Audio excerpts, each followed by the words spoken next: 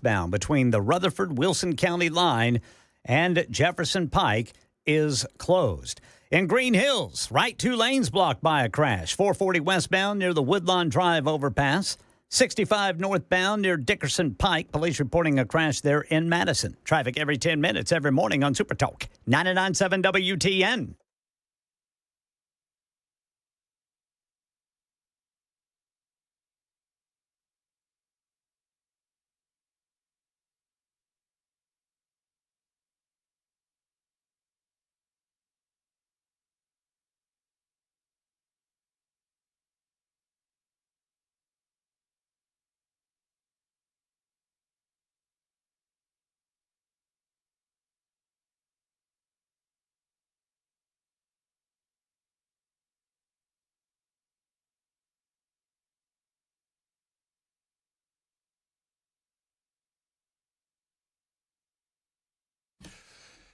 Hello, friends. My name is Matt Murphy, and I am woefully unprepared.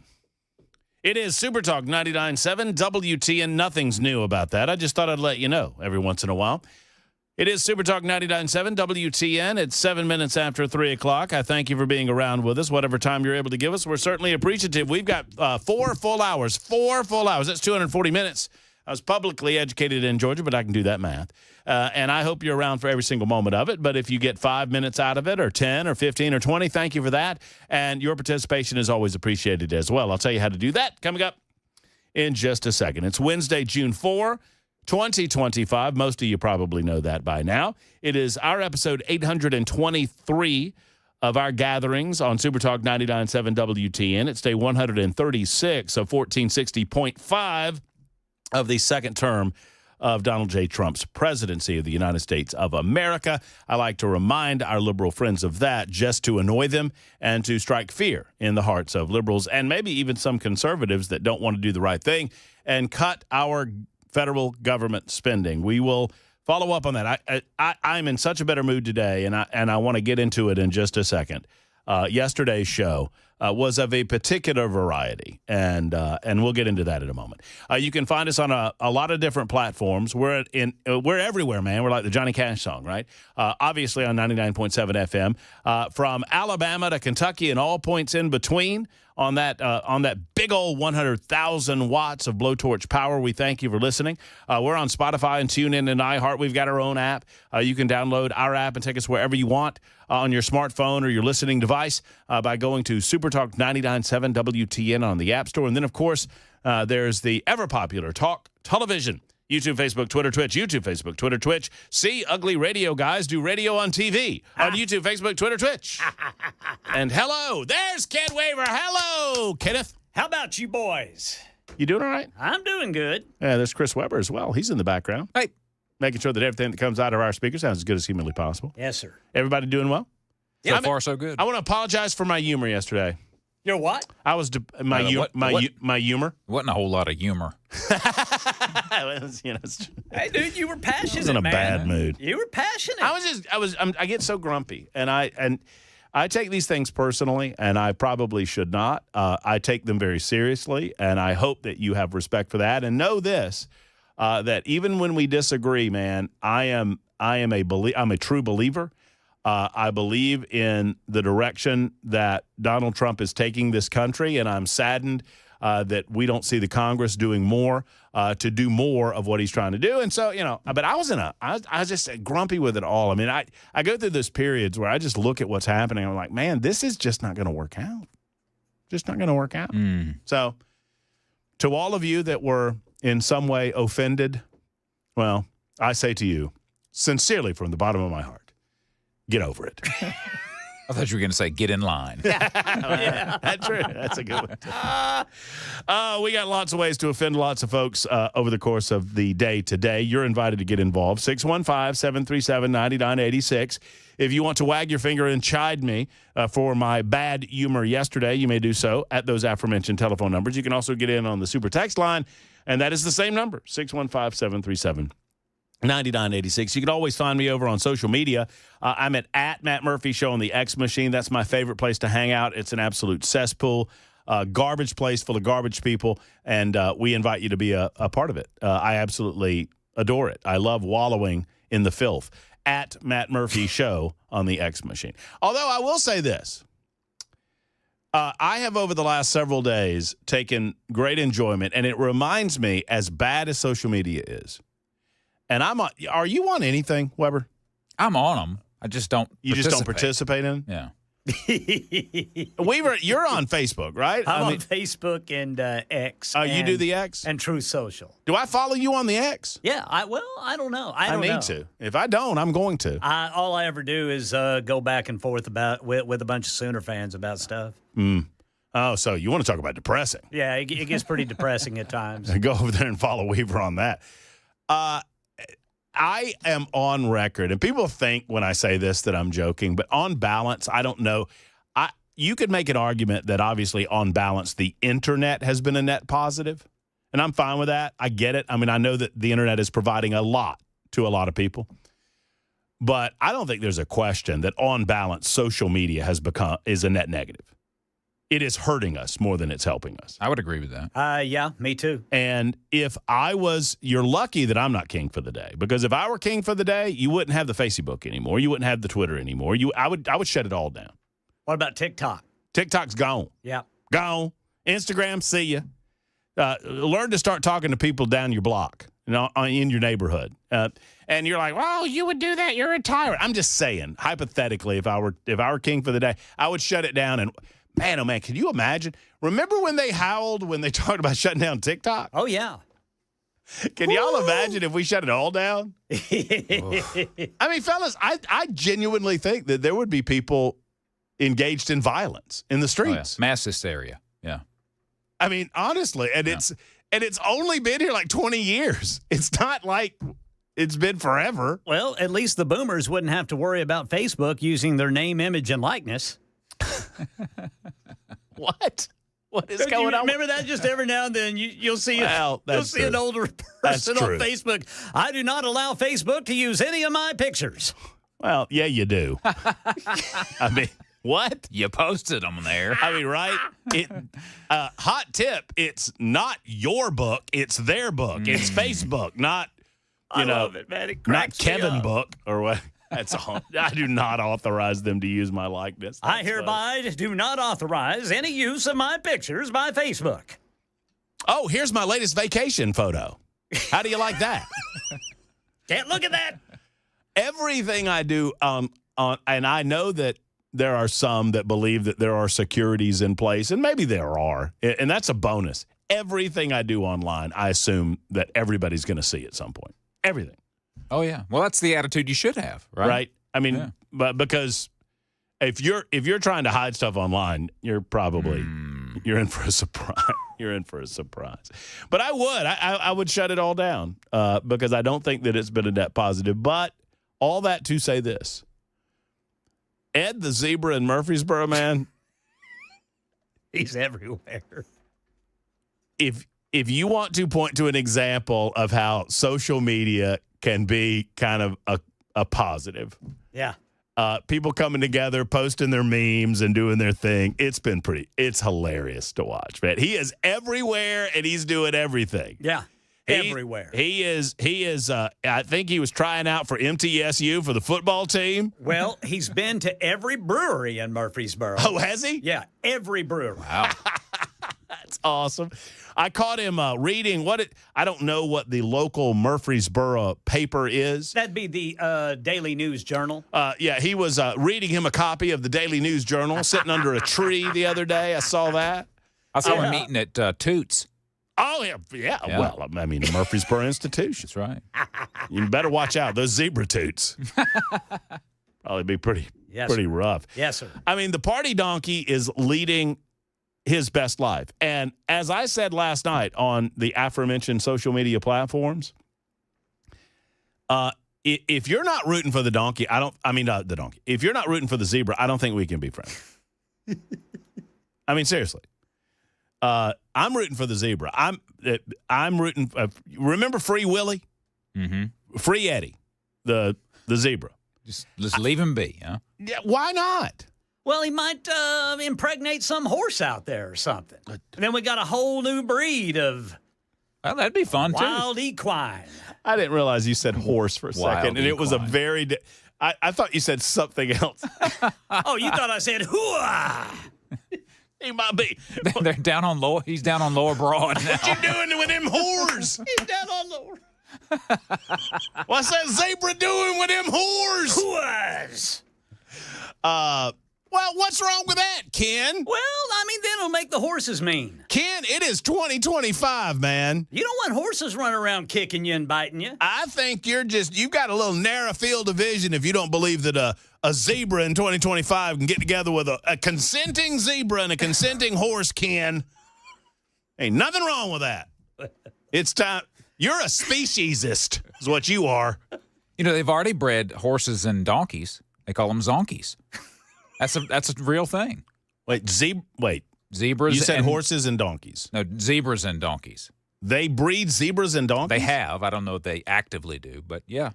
They're Call them zonkies? Zonkies, yeah. I've seen it before. They light a candle, put them in a stall. Put a little Barry White on. Here, baby.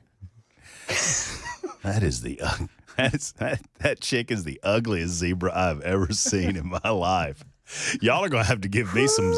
What would zebras drink? Zima, maybe. That's right. They Yeah. would. They would. Do they still make Zima? They do not, Ken, and I know that on personal authority because I was a big fan of Zima, and I get hell about it every time I bring this up. Oh, I'm sorry. I said it wrong. It's not a zonky. It's a Z-donk. A Zima. It's a Z-donk. Like a badonk zidonk. It's a Z-donk. Yeah. Hybrid like- between a zebra and a donkey. I like yours better. Your name is. Well, no, it is both. It's called both, a Z-donk or a zonky. I like a zonkey. I like Zonky better. I don't know why, but have you ever seen a honky zonky? I don't know. I'm just They're the same cute. thing. I got to say, they're pretty cute. Are they? Do they have stripes? They have partial stripes. Like this one's got stripes on his legs. He's like black and white stripes on his legs, but his body's pretty much gray. Huh. Like kind of exactly like you would imagine it would be if a zebra and a donkey got together. Yeah. Well, you might see some of that in, I don't know what the gestation period for zebra/donkeys are, but you might see some of that months down the road in Murfreesboro, Greatest Murfreesboro, because you got a zebra. It is a zebra about town hanging out. He's And, all over the place. man, good for him. And in all seriousness, Ken, in your reporting of this story, Yeah. have they reported whose zebra it was? I haven't seen a name. They just keep calling it the owner. Because you would think that the owner would want to be kind of forward-facing on all of this, because I would imagine that zebras aren't cheap. Let's look that up. Maybe he let's doesn't look want up. it back, though. Maybe he's like, good riddance. How much does a Yeah, zebra just- cost? Right? I mean, it could be. See, This thing's more trouble than he's worth. that right there, what Ken just mumbled under his breath, is why I love coming to work every day. Here we go, boys. How much does a zebra cost on their bingo card today? Well, you're about to hit bingo. Let's go. What is? Talk to me. This comes from the Lonesome Bull Ranch. Zebra for sale, $7,450 for males, $8,950 for females. Now, it goes up if it's 3 days old to 18 months old, like a baby zebra. Those go for $10,000. Ooh. Breeding age females, $8,000. So we're basically, all in. You're looking. I'm thinking, you already got land. I'll Yeah. assume you've already. but you're $10,000. You're maybe transport. You're probably all in $15,000. Oh, yeah, easy. This particular zebra was bought in Texas. Got to get it back from Texas. Got to do all of these things. And according to everything we've seen, zebra ownership in the state of Tennessee perfectly legal, I assume, But not turtles or raccoons. or raccoons. Which we're trying. Cameron Smith and I are trying to change that. We've got our Trash Panda Act, and y'all need to support it. Call your local legislator and let them know. So, yeah, I'm all in on the zebra talk. It's a good thing, and it makes me laugh. It makes me giggle. It's thing- great. I absolutely love it. I love animal videos on social media, and I love the zebra videos on social media. Yeah. And I'm all in on the zebra, and I'm not kidding. If you are not on Team Zebra, you and I are not friends. I want this zebra that zebra's living its best life, and I want that zebra to continue to elude local authorities. Can you imagine the Cops episode that would be Murfreesboro, Tennessee, chasing the zebra? And there was a video I saw this morning. Is that video real where somebody caught sight of it and they took a video of it running down the side of the road and it crossed the road? Yes. That's real, right? That's real. See, I don't know what's real and what's fake anymore. It's hard to tell. It's hard to tell. All right, but that one's real. So we've caught sight of it, but you would think that the owner of the zebra, being an $8,000, $10,000 investment or whatever it is, would kind of be more, up for. Because I assure you, every local television station wants a story on the zebra guy. Yes, sir. I mean, why wouldn't they? Yeah. Well, apparently it's made national news too. Oh yes. I mean, it's all over. Ed is worldwide. I wish we could, and you can't squeeze that toothpaste back in the tube, but I feel like we could have done better than Ed. Yeah. I mean, don't y'all? I mean, Zed would be better than Ed. Ooh, I Zed's like dead, that. baby. Zed's dead. Zed's dead. Zed's dead. That's one of the greatest lines That scene in oh cinema. My gosh. That's one of the greatest lines in cinema history. Oh. She's whose motorcycle is this? It's a chopper, baby. Whose chopper is this? It's Zed's. Who's Zed? Zed's dead, baby. Zed's dead. All right, 22 after the hour, just getting this underway. I'll do Zebra Talk for the full 4 hours to make up for how depressing the show was yesterday. It's 22 after the hour on Super Talk.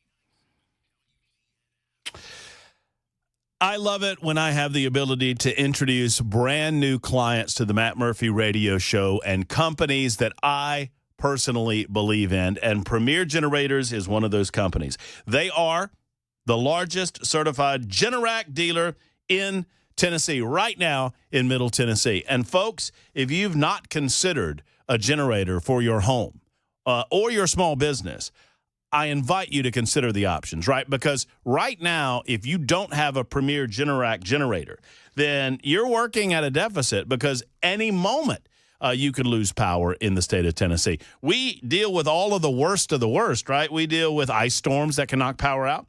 We deal with the possibility of severe thunderstorms or tornadoes. We deal with the occasional possibility of a hurricane blowing through off the coast and knocking power out. We deal with all manner of possibility of power outages. And you don't need to compromise with Mother Nature anymore. Consider owning a home generator from Premier Generac Generators. Premier Generators help you out. They know their craft inside and out, and they will ensure the best generator for your unique needs. Here's what I want you to do. I want you to give them a call and do this for me. If you're in the market, obviously, talk to them about the possibility of a home generator. But even so, just tell them thank you for being a sponsor of the Matt Murphy Radio Show. Welcome to Premier Generators as they come into town as the #1 certified Generac dealer in the state of Tennessee. Here's that phone number, 615-439-2992. That's 615-439-2992. Say thank you. And if you are in the market or if you're thinking about it, ask a few questions of Premier Generators online at premiergenerators.com.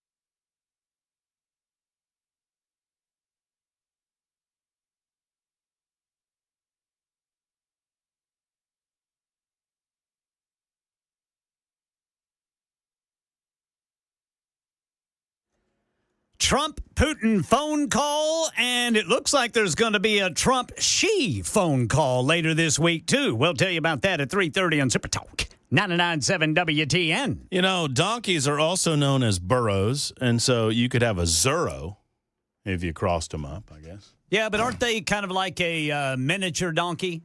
Yeah, Those burros. I think those burros are just. I think that's just another word for donkey, Ken. It's just a Spanish word. I think it's just I think they're the same size. I used to think that too, and I looked it up years ago because I thought burros seem smaller. But then I realized maybe I'm thinking of mules. Mules are bigger, I thought. Yeah, mules are bigger. Yeah. Mules are like horse-sized or even larger. Now, So what are the jackasses? well, those are the Democrats, Ken. They're roaming around in plain sight. Those are the you're talking about like Justin Jones. You mean I understand what you're saying. Yeah, I'm sorry, I got confused. I thought we were going back to politics. So I think that's just another word for burro too. I mean, I think I'm going to guess, and I don't know the answer to this. Weber's going to look it up for us, and we will have an answer after Ken Weaver's newscast. But I'm going to guess that donkey, burro, jackass, same thing. Same thing. And a mule is, and it's one or the other. It's a male horse and a female donkey. Oh. Or a male donkey and a female horse. I think it's that way. But mules can't breed with other mules. They're sterile. So you got to crossbreed them. Jackass is a male donkey. Okay, so it's specifically what would be a female? Well, I don't know. That stands to reason, boy. Call the males the jackasses. It's a lot. A Jenny. So donkeys are a lot like humans. A Jenny. You know, Jackass and Jenny. Oh, a jackass and a Jenny. Yeah. Somebody got the short end of that stick, didn't they? Oh, look, here's my wife, Jenny. Oh, hey, Jenny, how are you? And what's your husband's name? He's a jackass. Oh, well, in that case. Yeah. I feel like she named him. Right?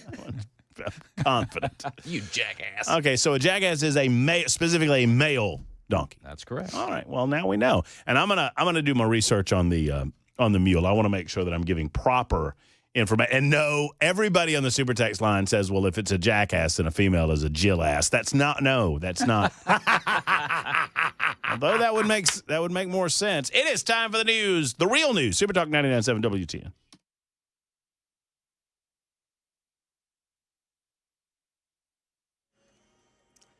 .30 on the dot. I'm Ken Weaver with your top stories. Looks like we could have some lively days ahead for the big CMA Fest. Talking about the weather, full forecast, traffic coming up in 5 minutes. President Trump says he spoke with Russian President Vladimir Putin on the phone for over an hour today. Putin said he will have to respond to the Ukraine attack on docked Russian warplanes and that major bridge used as a supply route for Russian troops.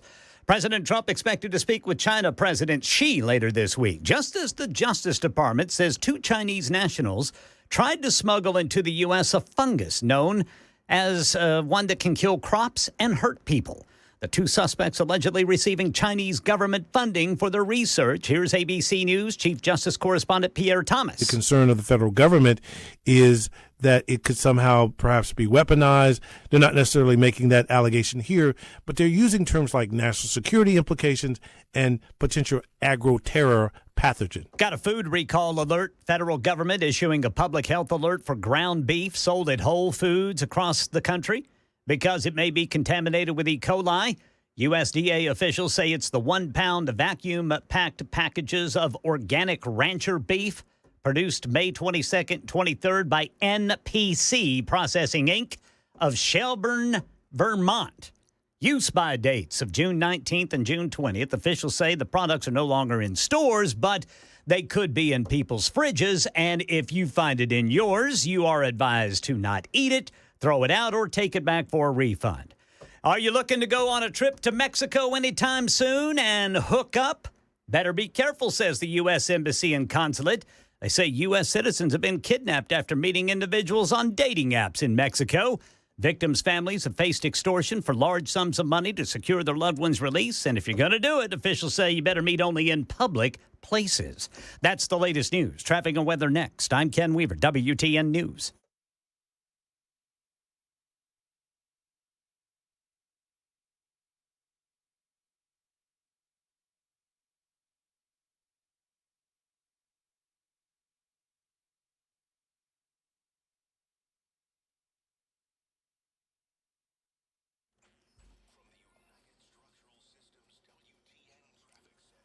All right, in Wilson County, we have 840 westbound closed between Couchville Pike and Jefferson Pike. This is due to a crash. TDOT's reporting that. Police reporting a crash over by the airport here in Nashville, 40 eastbound at Briley Parkway. Also, TDOT saying the right shoulder is blocked by a stalled vehicle. Oh, no, this is a crash, too. 440 westbound near the Woodlawn Drive overpass. And then in Madison, police reporting a crash, 65 northbound near Dickerson Pike. Traffic every 10 minutes every morning on Super Talk. 99.7 WTN.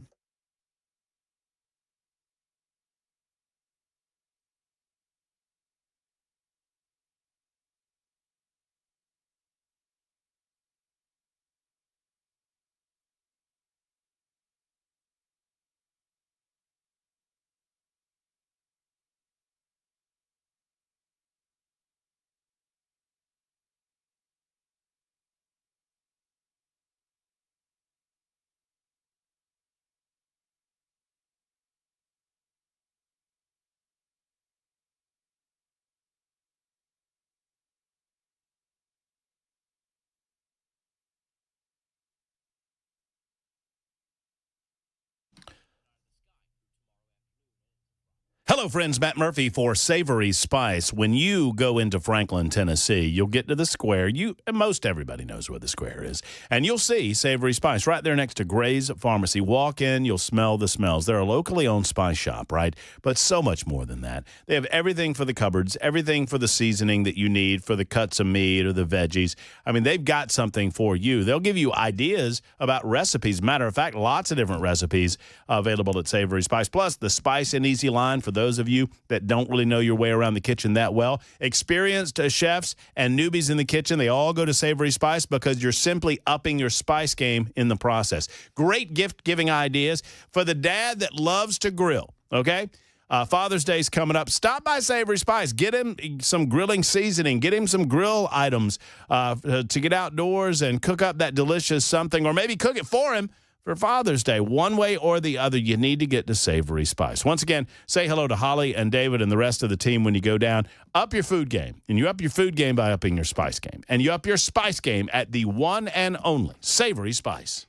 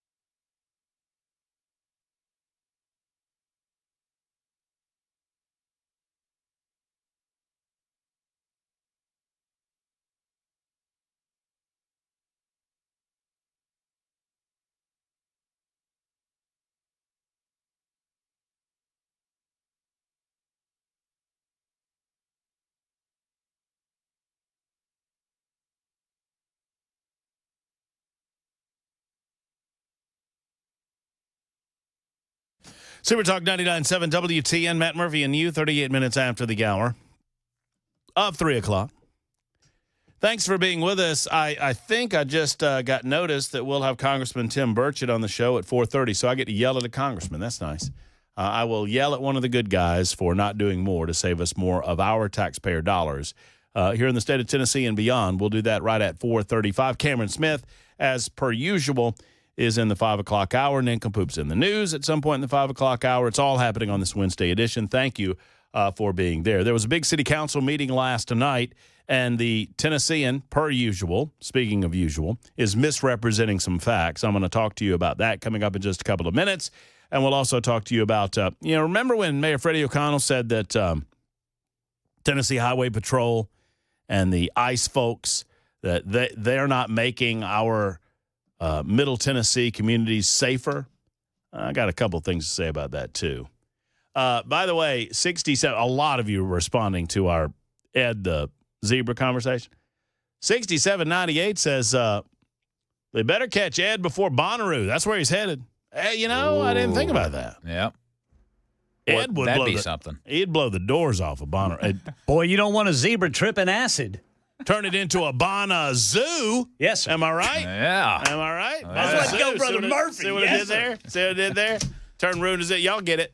I just have to explain it to those in Aniana. There's a lot. Mules are male. Wait a minute. I had it here. I always confuse it. Hold on. Mules are a female horse and a male donkey unless they identified differently. So says John. So, you always got to ask. So a donkey and a horse is a mule. Yes, a female horse and a male donkey is a mule. Got it.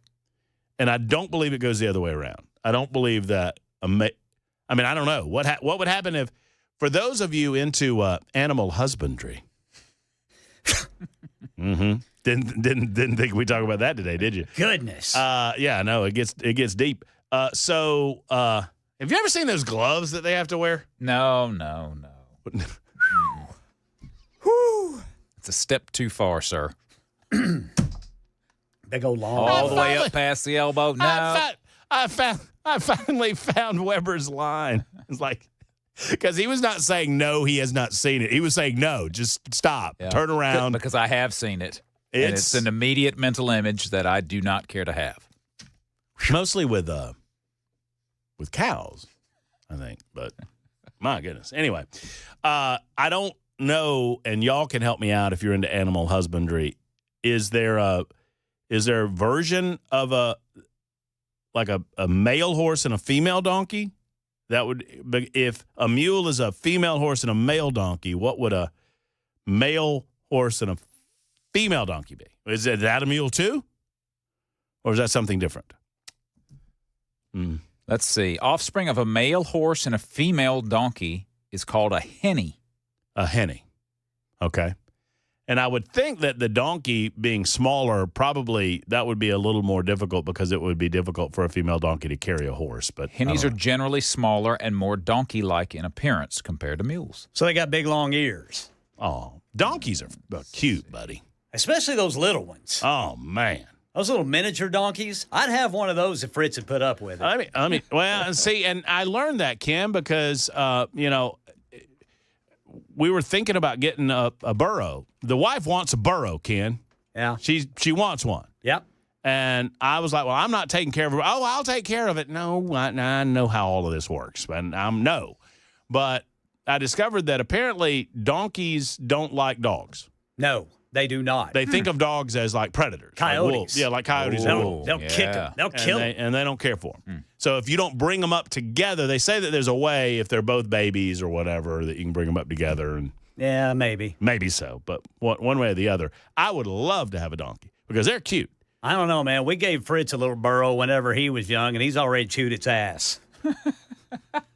Hasn't chewed anything but the little burro's ass. Clean off. This is a stuffed animal, right? Yeah. Yeah, okay. Just wanted to be sure. Little Mexican burro. Got a sombrero. Just getting into it. Yeah. That's the first thing he started chewing. Well, does he shake his head back and forth? Yeah, shake his head back and forth. Yeah, just get into that little burro ass. Now that burro just sits on the edge of his bed. Poor burro. Sad. Munson does. If you give Munson something fluffy, Yeah. he doesn't play with it. He assaults it. And his goal is to get to the heart, which is the squeaker. Yes. And he wants to kill it. Yes. And he won't stop until he gets there. No, and he yanked that stupid stuff out of the way, and he's flinging it everywhere. Yeah. And then when he gets to the bottom of it and gets all the stuffing out and gets the heart out, then he'll just carry the carcass around in his mouth. It's a trophy. Yeah, it's like, look at what I did. Yeah, look at what you did. You just cost me $15. That's what you just did. $15 for 5 minutes. I mean, and he goes at, and by the way, all of you stupid toy producers, you pet toy companies that say, oh, this one's indestructible. Munson has a little something to say about that. Yeah. Because he'll take that fire hose stuff, little fire hose material, and he will just, he will get to a seam and just, Yep. They figure it out. Oh, man. Mm-hmm.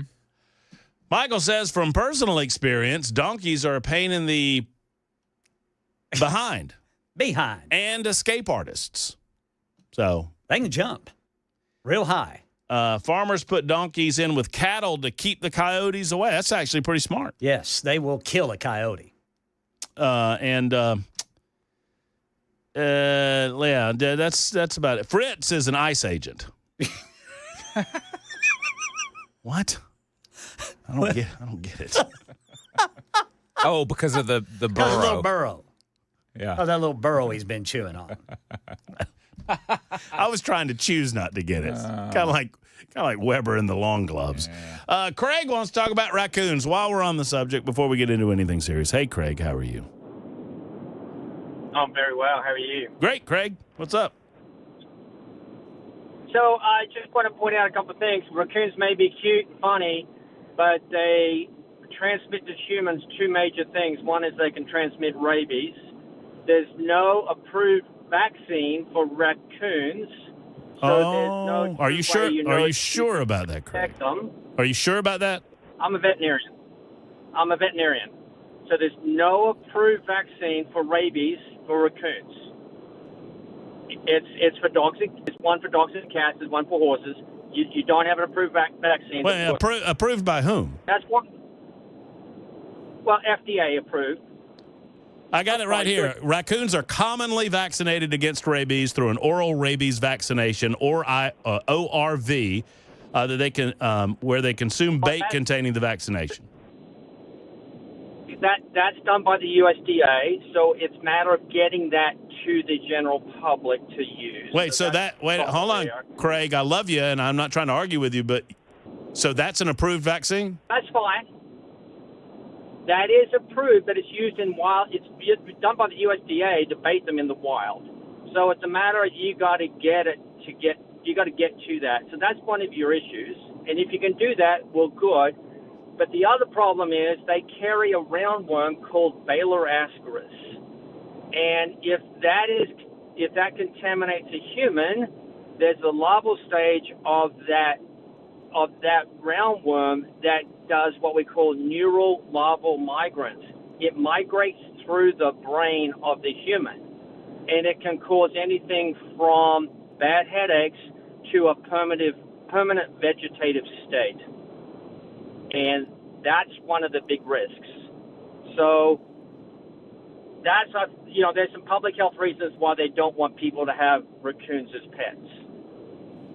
Well, I would imagine. Being a vet, you can tell me probably better than I would know. But I would imagine that dogs and cats and other domesticated animals potentially could carry some dangerous things things that would be dangerous to humans as well. Oh yeah, they carry zoonotic disease as well. But Baylor ascaris is a pretty nasty roundworm, and that's the powers that be are looking at the risks and saying this is why you don't really want to deal with them. So just a little bit of information for you.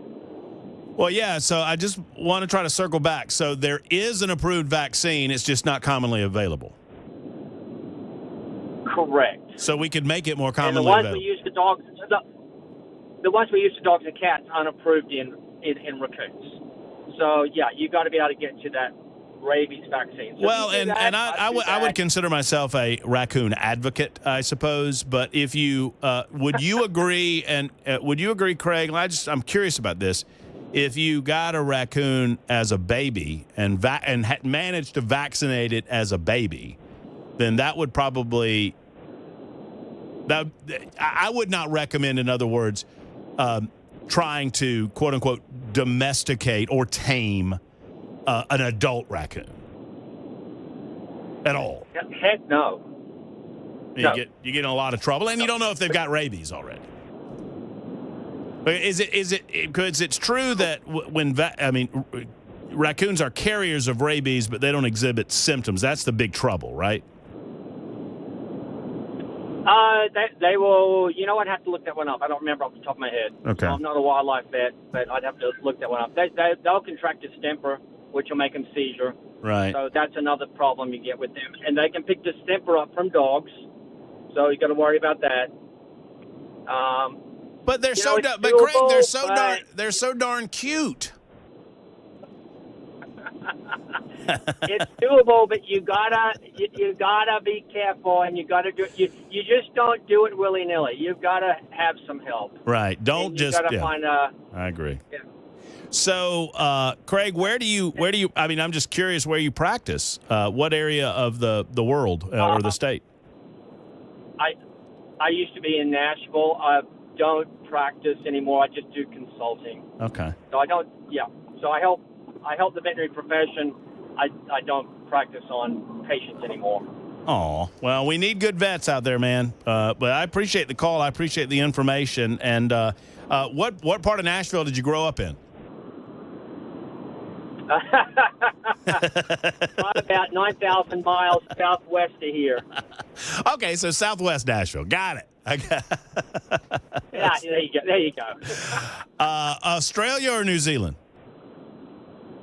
Australia. Okay, Australia. Got it. Craig, thanks, brother, for the telephone call. All right, mate. Cheers. All right. Take care. That's Craig calling in. That's Dr. Pryor. I recognized his voice whenever he got on the air. He's kind of a Nashville celebrity used to be on TV a lot. I used to see him on I forget what channel, one of the news channels. Dr. Pryor? Yeah. Like a celeb vet? Yeah.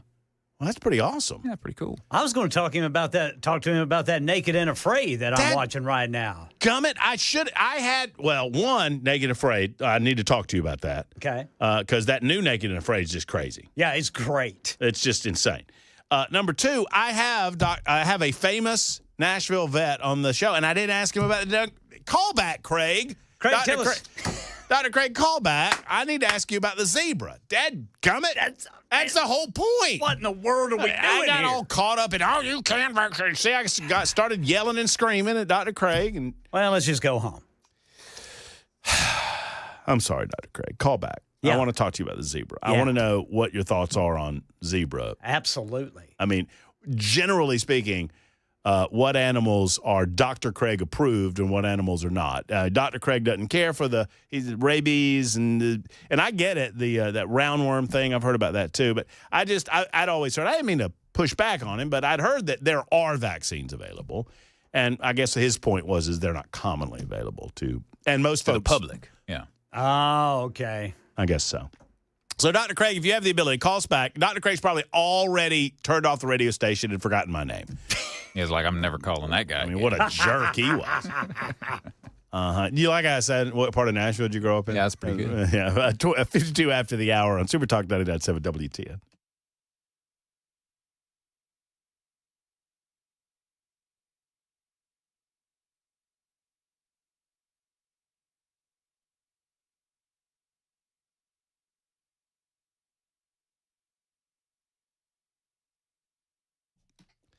Hello, friends. Matt Murphy here for Cover Nash. Let's talk about Shane Ring for a moment. He is local. That is very important because these call centers, right? They don't know you. They aren't invested in your family. You're just kind of a number on a call sheet. And with that in mind, they're going to pester you to sell you particular products. That's what they do at call centers. Shane Ring is not a call center. He is a local expert when it comes to health insurance and wants to help you. Cover Nash wants you to be informed about your health coverage, and do not wait. Do not let people tell you have to wait until open enrollment if you're already insured, or, you can't do it if you don't have a job change coming up. None of it's true. Cover Nash wants you to know how much you overspend on healthcare coverage. They want you to know how much you could save. Cover Nash and Shane Ring, they want to sit down with you, and they're not selling you anything. They're helping you shop the entire health insurance market, and they're developing a plan that they believe is right for you. Sometimes Shane goes, you know what? You're in a great position. Congratulations. Other times, most times, he can find savings galore through your health insurance. Cover Nash. Give them a call today or look them up online at covernash.com. That's covernash.com. Call 615-465-0023. 465-0023. Health coverage managed by you, not by the government, at Cover Nash.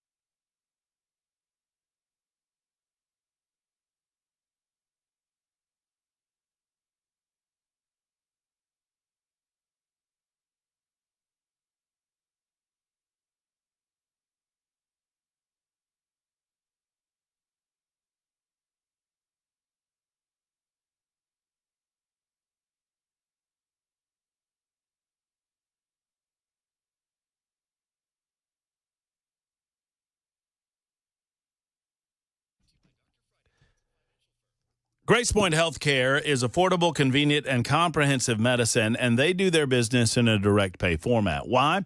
Two reasons. One, you know exactly what you're paying up front. You don't have to guess. And number two, and most importantly, the health insurance companies are never going to get in the way of good quality health care from Graceoint Healthcare.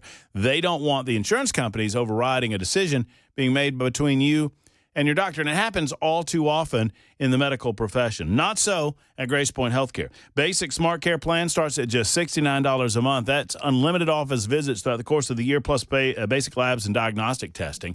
They are there for the entire family, friends, with no long wait times. They even do house calls when you're just feeling too bad to leave the home, and they're taking new patients right now, every day, as a matter of fact. Oftentimes, even new patients can get in same day or next day. 599-6868, 599-6868. Call. They're in the heart of Franklin, and they are ready to serve you. You really can't afford exceptional medicine at your convenience. Modern medicine delivered the old-fashioned way at Graceoint Healthcare.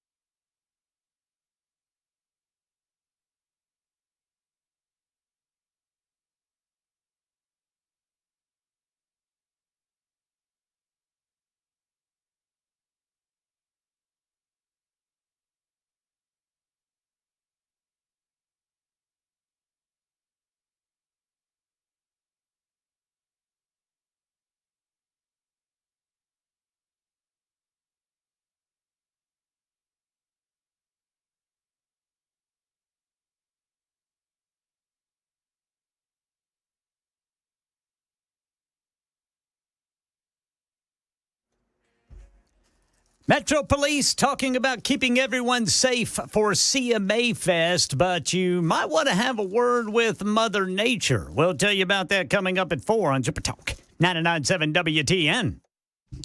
All right, ask and ye shall receive. Dr. Craig has called back, and I'm thankful that he did. Right. Dr. Craig, thank you for calling back.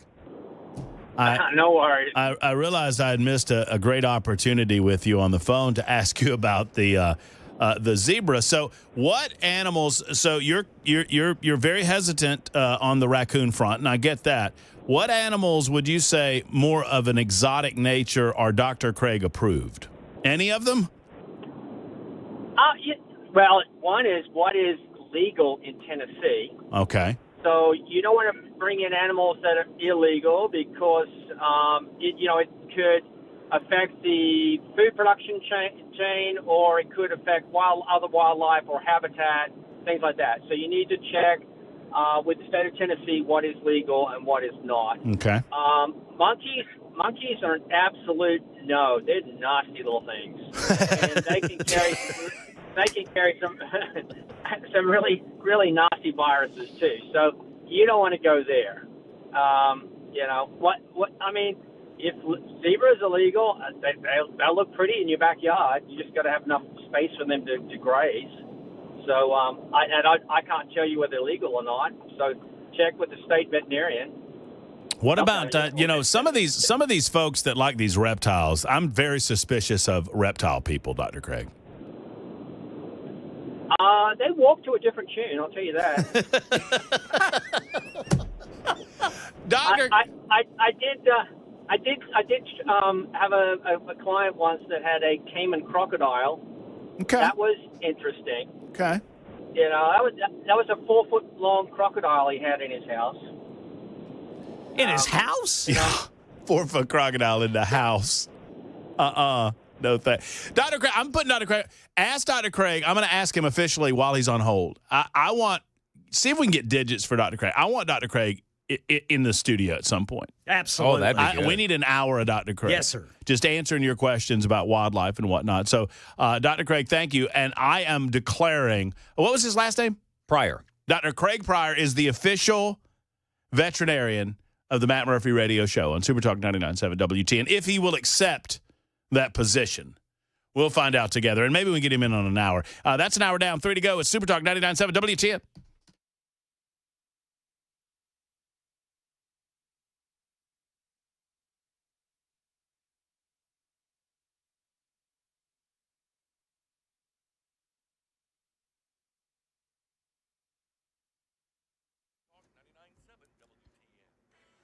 I'm Ken Weaver with your top stories, and that is a 15-minute delay, 840 westbound in Wilson County, where that crash is blocking the left lane between Couchville Pike and Jefferson Pike. CMA Fest is upon us. The weather could get lively. Full forecast, another traffic update in 5 minutes. Metro Police say there are no credible threats against CMA Fest right now, but they still need people to be on alert this weekend. Hundreds of cops going to be patrolling both sides of the river to make sure everyone's safe. Chief John Drake says they're constantly talking to festival organizers and other officials. Right now, we just continue to monitor for any potential threats. We're monitoring the weather. We're asking for people to stay hydrated.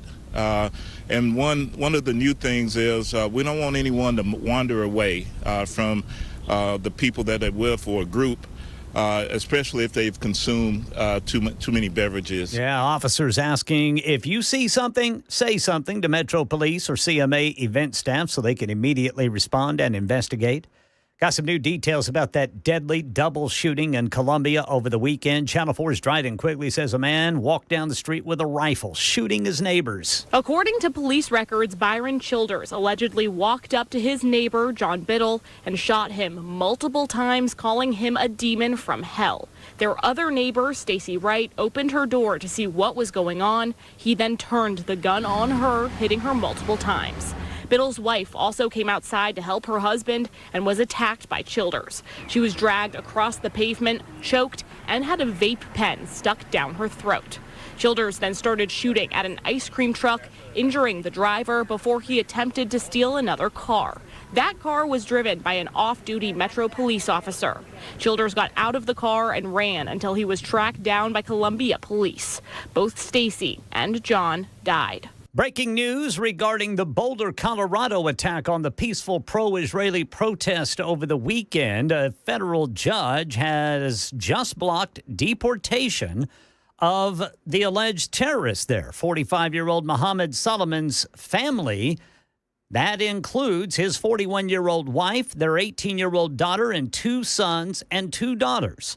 All are Egyptian citizens. They came to the U.S. in 2022 but overstayed their visas. And we're getting more reaction from GOP members of the U.S. Senate on Elon Musk's disgust with the big, beautiful bill. We're going to have that throughout the afternoon. But first, here in Middle Tennessee, the Tennessean says the Rutherford County Library System Board voted unanimously on Monday to reverse a March decision to remove books promoting transgenderism or gender confusion in minors. Members were told it could face First Amendment legal challenges and lose at major cost to taxpayers. That's the latest news. Traffic and weather next. I'm Ken Weaver, WTN News.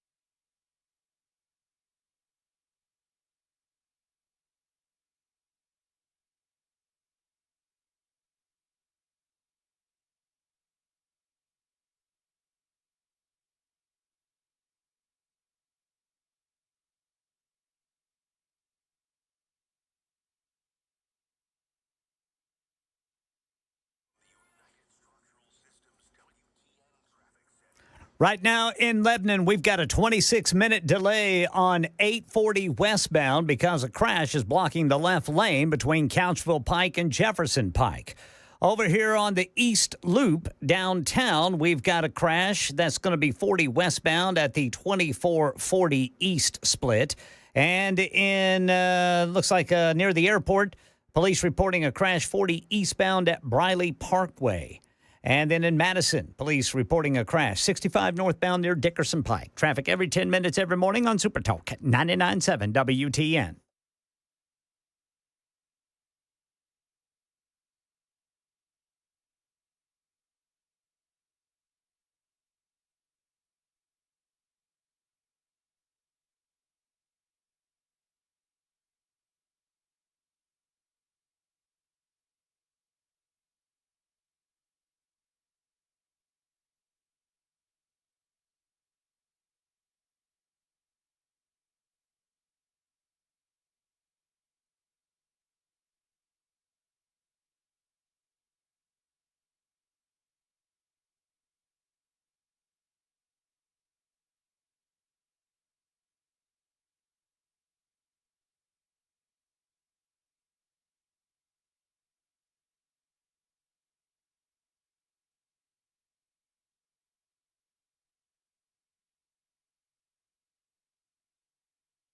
Super Talk 99.7 WTN. My name is Matt Murphy. This is the Matt Murphy Radio Show. I have a question.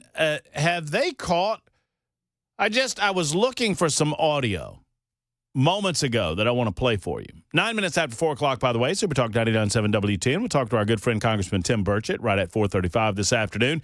Cameron Smith is around in the 5 o'clock hour. We've got Ninkapoops in the news coming up at that time as well. Thank you for being with us, whether you're on the radio, online, or on the television side of things, Talk TV. Give us an old thumbs up, like, and subscribe to the show. I'm not trying to beat up on Chris Hand. I'm just trying to catch up with him. You know, he's got all, you know, he uses his children to get all those thumbs up. I've got no children to use. How about my dogs? Would that work? That might work. I mean, that might work. Give the old thumbs up to Munson and Mrs. Beasley.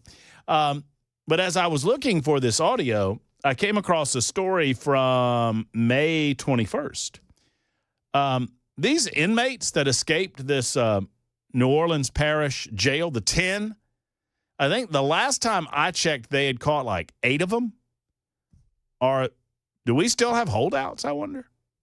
Maybe I can get Weaver on that. I think I saw yesterday or the day before, one of them had posted a video on social media asking President Trump for help. What? You talking about the New Orleans escapees? I am certainly talking. Yes, sir.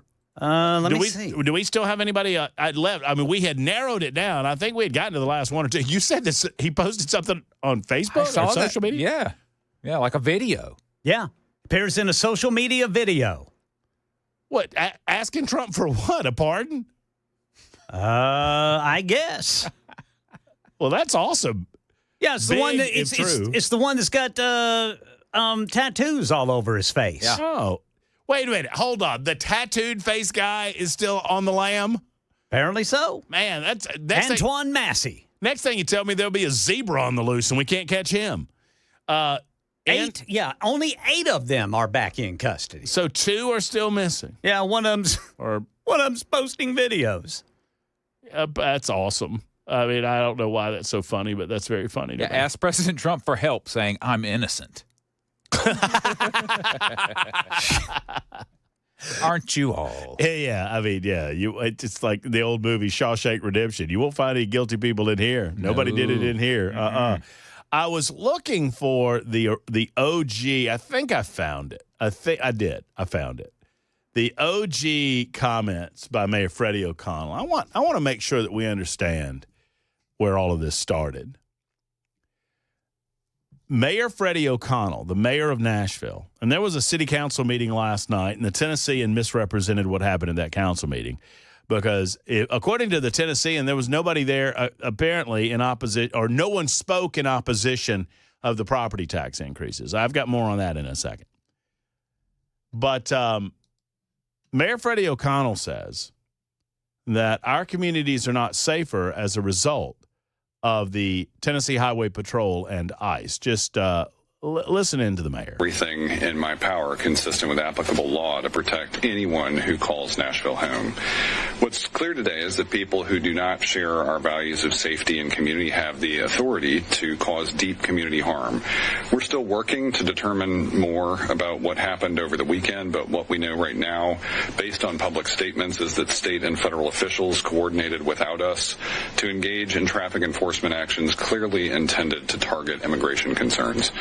So you hear what he says there, and every word that he says indicates that Immigration and Customs Enforcement, they're the bad guys. The people in uniform wearing badges, upholding the laws that we, the people, asked for, they are, in fact, the bad guys, not any other way around. Freddie O'Connell said as much. I've got one other clip that I want to share with you because I want to make sure that we understand where Freddie O'Connell specifically is coming from as mayor of Nashville. Nashville is obviously the largest community in the state of Tennessee. There are millions of people in the metropolitan area. And Mayor Freddie believes, here's an extended cut. And once again, I want to make sure that people feel like I'm giving Freddie O'Connell fair treatment. By the way, still supposed to go to coffee with him tomorrow morning. I don't know where yet. They haven't told me. Maybe that's off. Maybe I should text. Are we still going to coffee? You'll find out when you need to know. I mean, I suppose so. I'm going to text Alex. Let's go ahead and do that live while we're on the air to see if we can get some response. Alex, Are we still on for coffee or no? Okay, very good. I'll give you a response. Here's Freddie O'Connell. Heartbroken that today many of our neighbors in Nashville are experiencing. I want to start this right. We're heartbroken. This is a tough moment, and I am heartbroken that today many of our neighbors in Nashville are experiencing fear over family separation rather than the safety we all deserve. The trauma inflicted on families is long-lasting, and I'm doing everything in my power consistent with applicable law to protect anyone who calls Nashville home. What's clear today is that people who do not share our values of safety and community have the authority to... You hear what he said there? That people, that he's talking about the Tennessee Highway Patrol and Immigration and Customs Enforcement, that don't share our values of safety. I want you to remember that, because I've got a few stories to tell you. Who cause deep community harms. Immigration enforcement is a federal responsibility. MMPD officers are not ICE. What's clear is that federal and state authorities are intent on enforcing immigration law. How dare they? They're intent on actually enforcing the law? Oh. Perish the thought. Approach is not our understanding of what a Nashville for all of us looks like, and we're grateful to our community partners who make all of our residents feel welcome.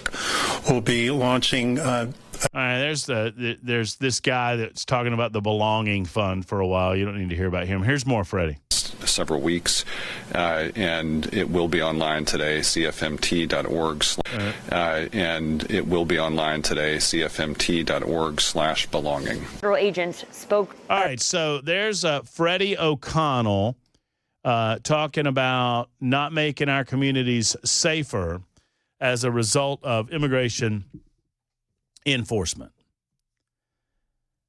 That was from May 12th. So 3 weeks ago, about 3 weeks ago. Fox 17 has this story. An undocumented immigrant, which I would refer to as an illegal alien, has been identified as a suspect in a hit-and-run crash that severely hurt a tourist celebrating his birthday in Nashville. On Church Street, where the accident happened, you can see a yield to pedestrian sign. Officials say the suspect ignored it, hitting the victim. Fox 17 News spoke exclusively to the victim, who is recovering. His mother told Fox 17 News, "Enough is enough." Tony Lopez Infante is an undocumented immigrant from Venezuela, also known as an illegal alien from Venezuela, who is accused of a hit-and-run crash that hurt Zach Karak on his 21st birthday in Midtown. You can see in the video, and I'll post a copy of this on my social media platform at Matt Murphy Show on the X Machine. Zach Karak looks both ways and then walks out into the street, and a car zooms up to him, hits him, and sends him flying in the air. You see a person rushing behind him. That is his mother, Sheena Karak. She says everyone who comes here legally is welcome, but those who are not vetted can cause serious harm, like what happened to her son. Zach, for his part, recalled the aftermath of the crash at Vanderbilt Medical Center. They had me in there trying to work on my eye and get it stitched up, and my arm was killing me. He said he's currently in his town of Florida in a wheelchair. It's inhumane. I don't understand how a person could even do that to another person. This dude left the community, or left the area after he hit the person. Metro Police, now, a couple of things. One, LPRs might go a long way in helping out, although they have video of this situation. Metro Police say they eventually found the car at a rental location in Mount Juliet. Lopez Infante was not found. Thursday, Metro Police outlined that Lopez Infante has several outstanding warrants. This one includes, there's one in Williamson County for a probation violation on a theft arrest. According to an ICE spokesperson, Lindsey Williams, Lopez Infante entered the United States illegally in August of 2023. Now, this is the person, I'm not being hyperbolic. This is the person that Freddie O'Connell wants to protect. That's what he said. He said every person within our community deserves to live in our community in safety and without fear of deportation. And for those of you that are left of center that argue, well, man, it's not just the illegal aliens. We've got American citizens that are committing acts of violence and theft and other lawlessness in this country. We've got enough of them. Why should we have to deal with the others too? The point is, if we had border security and a robust immigration policy and we embraced the actions of ICE, we could root out the criminal elements in our community, and then we can have a conversation about those other illegal aliens that are still here.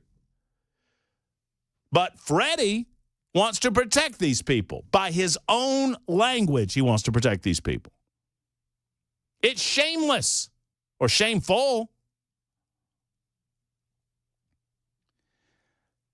The day after Tennessee Highway Patrol engaged in lawful automobile stops and had the assistance of ICE in helping them discover who may be here illegally or who may not have paperwork here, and to try to process those individuals through our immigration and customs enforcement efforts.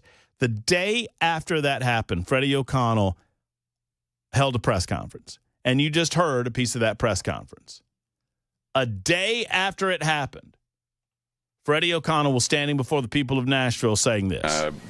This is a tough moment, and I am heartbroken that today many of our neighbors in Nashville are experiencing fear over family separation rather than the safety we all deserve. The dude that was responsible for this hit and run, that's who Freddie's talking to. Lopez Infante. Freddie says he's sorry that guy was in fear of being deported. He said that last May 12th. Tell me I'm wrong. Where is the press conference regarding this tourist that got hit by an illegal alien? Where is Freddie O'Connell's statement regarding the individual that was fighting for their lives at Vanderbilt University Medical Center because they got hit by an illegal alien, and that illegal alien ran off? And that's just one story of many. One of many. The video shows Karak walking toward a crosswalk, waiting for passing traffic, checking both ways before attempting to cross the street. As he entered the middle of the street, Karak was struck by a vehicle, sending him flying into the air. Lopez, who is the alleged driver, illegally entered the United States of America in 2023. Karak remains hospitalized while Lopez remains unaccounted for. They still haven't found him. And Freddie O'Connell, the mayor of Nashville, y'all tell me if I'm saying this wrong. I don't want to be accused of being overly hyperbolic. Freddie O'Connell wants to protect Lopez from arrest, I suppose. Oh, wait. You're saying that some illegal acts are better than others? So if it's a hit and run, I'm sure that Freddie would say, well, of course not, Matt. Don't be silly. I want to bring that person to justice. What about other lawbreakers? What about the lawbreakers that ICE caught? Have you made comment about those people? Have you talked about those people? Have you explained your language of May 12th? Telling us that the Tennessee Highway Patrol and ICE have caused, quote, deep community harm? To who? To who? It's shameful. And Freddie O'Connell would be ashamed, had he any. But apparently he doesn't. Apparently he doesn't care. Apparently he does not care about the criminal elements embedded in the illegal alien community. I'm not even talking about the illegal alien community on the whole. I'm talking about the illegal alien community and what they have to deal with criminal elements within that community on a daily basis. He's making it more difficult to get those people off the streets. And then, icing on the cake, he doxed ICE agents in the aftermath of it. Yet another example, and I'm not going to stop bringing up every single example of criminal behavior on the part of illegal aliens that Freddie O'Connell wants to protect. Oh, and by the way, he also is going to raise your property taxes by 27% in the process. 23 after the hour. More on that in a moment on Super Talk.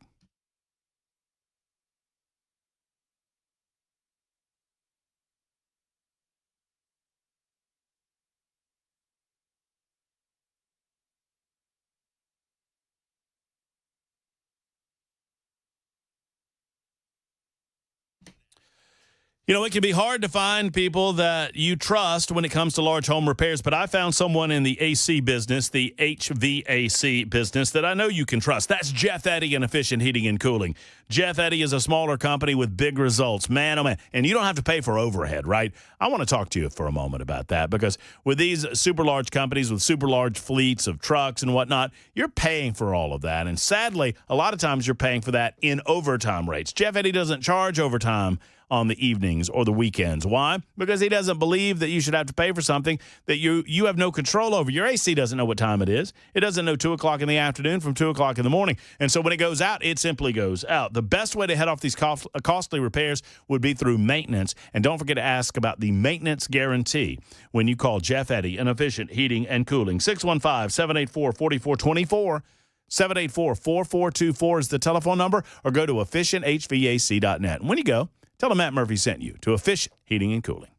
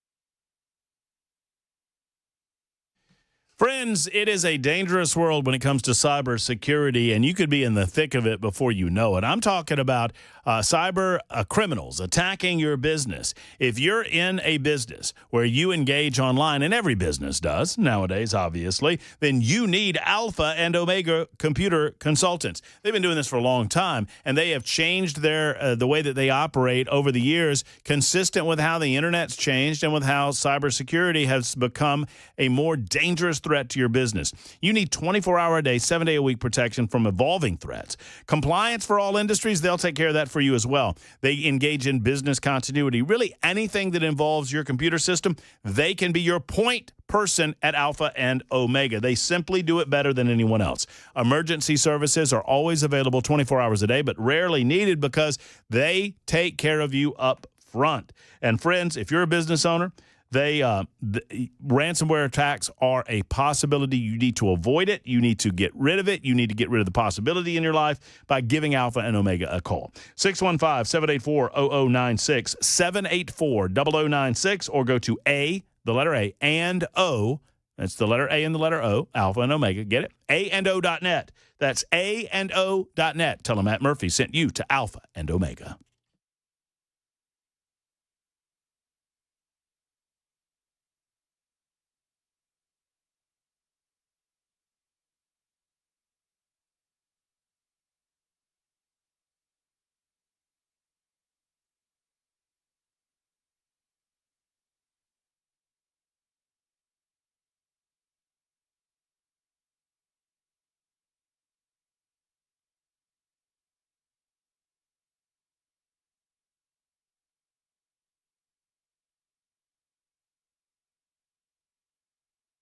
Well, the Nashville Zoo is weighing in on that missing pet zebra running around in Rutherford County. We'll let you hear that and more at 4:30 on Super Talk 99.7 WTN. You know, I just wish the zoo would mind its own business. It's got no business in this issue of the zebra.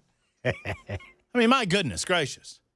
What do they think they're in the business of? Wild animals or something? I don't know anything about animals. I mean, come on. Nashville Zoo.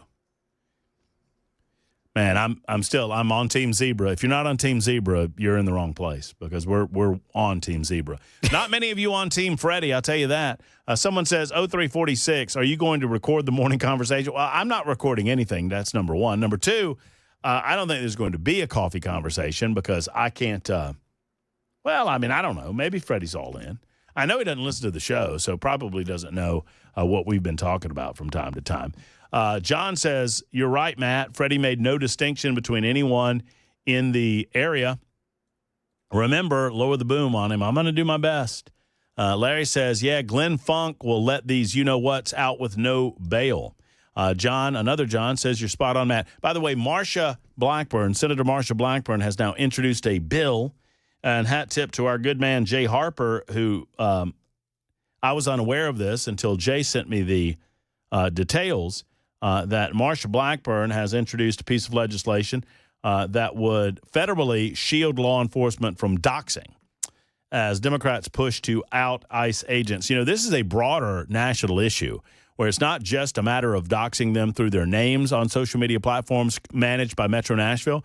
They're also trying to dox them via their face, and they're demanding that you reveal your face when you do ICE operations. Why? Why do they have to You know who doesn't reveal their faces? Antifa, the bad guys. They're all ICE. Sadly, you have people in the United States of America, because ICE is doing the job that the American people want them to do, they're trying to violently assault them. They need to be protected. It's 31 after. Tim Burchett, Congressman, is coming up next, right after the news on Super Talk.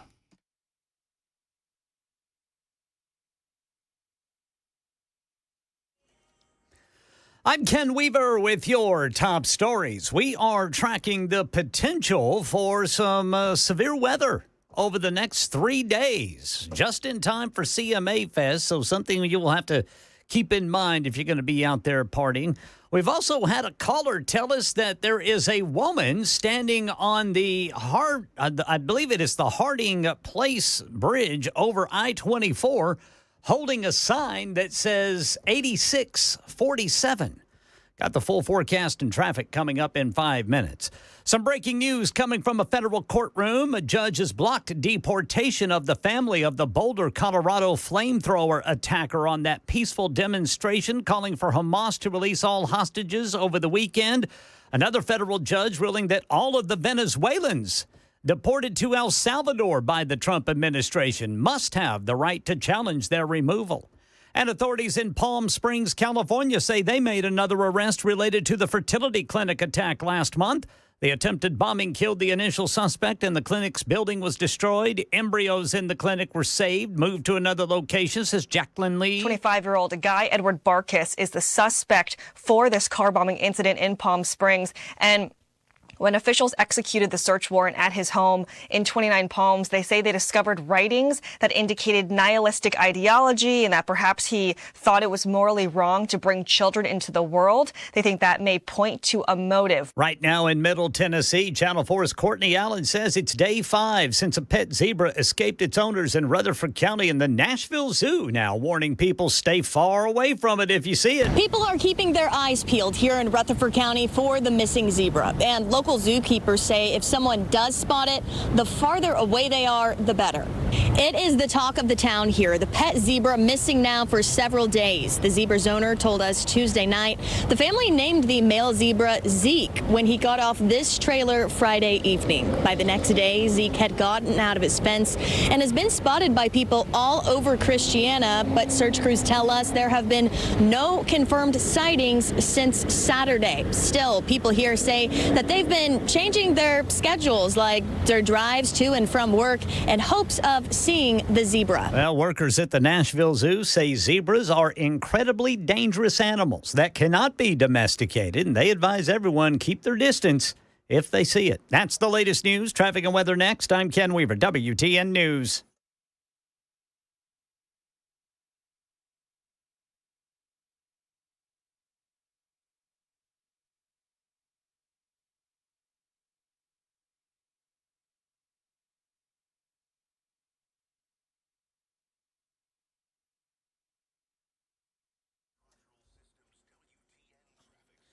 All right, still working that crash, blocking the left lane, 840 westbound between Couchville Pike and Jefferson Pike in Lebanon.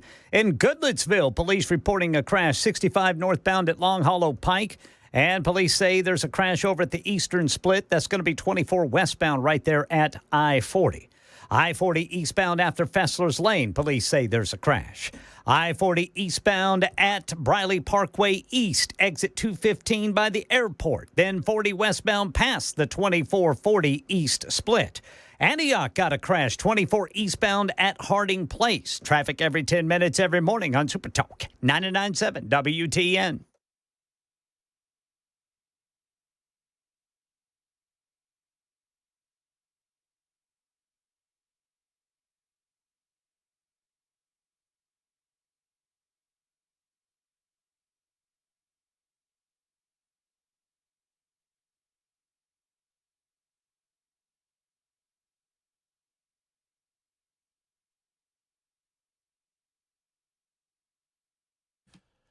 Hello, friends. It's Matt Murphy, and Euroix simply staffs more people in their locations, 5 separate locations, than anybody else in the auto repair industry. Now, why in the world would they do that? They just have a different business philosophy. They staff their locations, I should say, with more people than the average auto repair shop because they want to be ready for you. They understand that you have no idea when something's going to go wrong with your European automobile. If you've noticed how hard it can be to get a right now appointment, it's because other places don't have the proper amount of staff. They have them at Euroix. They want to be ready for you right now, not tomorrow, not next week, not next month, right now. Plus, they beat dealer prices. They have a 3-year nationwide warranty, and they have the staff to fix your car now. If you're tired of waiting forever, it's time to call Euroix. Aaron Stokes said, "We'll never be too busy for our customers. We're here to take their pain away now." That's what it's all about. They fix all European automobiles. Euroix says yes to speedy repair. Family owned for 26 years. Call 844-EUROFIX, 844-EUROFIX, or visit myeuroFix.com. That's myeuroFix.com.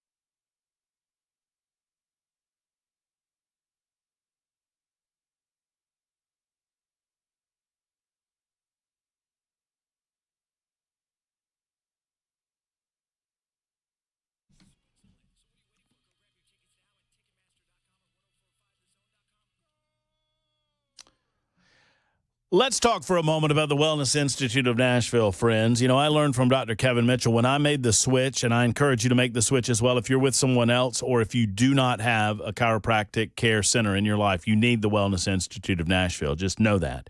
I've got a phone number coming up for you and a website. But when I made the switch, you know, Dr. Mitchell was plain. He said there's no amount of pills and no amount of spinal creams that will open up the spinal disc to take pressure off of your nerves. You either have to have surgery or you have to have a non-surgical procedure, which is there to open up the spinal disc. That is called spinal decompression. I take the non-surgical approach at the Wellness Institute of Nashville, and it has alleviated my lower back pain to the point that I can play golf. I can live my life. I can do yard work outside. I can mow the grass without having to fear that my back's going to seize up, lock up, and cause me extreme pain. Right now, they are offering a very big special, a $34 presidential special, because, they tried 34 times with 34 different felony counts to get the president, and what we got was the big 47. So you're going to get $34 for your first-time visit, first consultation, x-rays, and your first treatment for $34 at the Wellness Institute of Nashville.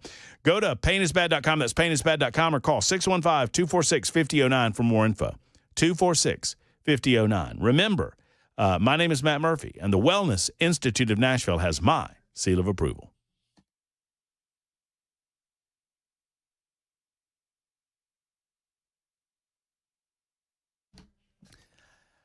It is 20 minutes until, 5 o'clock in Middle Tennessee. 440. Glad to have you with us. Super Talk 99.7 WTN. So I'm getting Ken, I'm getting photographs of these folks on the bridge there holding the 8647 sign. Yeah. Harding over I-24, Harding Pike. There was a fella there. I know that we also believe that there was a female involved in this. That's what a caller told Brother Chris. I'm looking at if this photograph, and I have no reason to disbelieve it, if it is to be believed. There's a fella in what looks to be sandal shoes and shorts, wearing a tie-dye T-shirt. There you go. I mean, typical liberal. And I don't know. He's holding one end of that big old sign that says, I don't know what the sign says because I can't see it in the picture, but everybody says it says 8647. Yeah. You just need to arrest these folks for being generally being a public nuisance. How about that? 4104, who sent me the picture, said, I just got to this is good news. Y'all ready? Breaking news. Yes, sir. Metro Police just pulled up. Yeah. How about that? So that's good stuff. I like to hear that. Yeah, there's the fella there. He's standing there holding the sign. They'll be gone sooner rather than later, either of their own volition or maybe, fingers crossed, in the back of a police cruiser. Well, I got a feeling that's probably against the law to stand there in traffic doing this sort of thing. That might be considered a protest, and if you do not let law enforcement know ahead of time or have the proper credentials, you're going to be in trouble. I think that I recall, and y'all remind me if you have a better memory of this, but I think I recall they passed post the Summer of Love in 2020, they passed laws that prevented signage on overpasses or on roadways that were over interstates because, I mean, obviously, you can't have that. It's not a matter of free speech. It's a matter of that sign falling and hitting somebody's windshield. Safety. It's a safety deal. Yes, sir. And so I am confident that what they're doing is against the law and they need to be arrested as a result.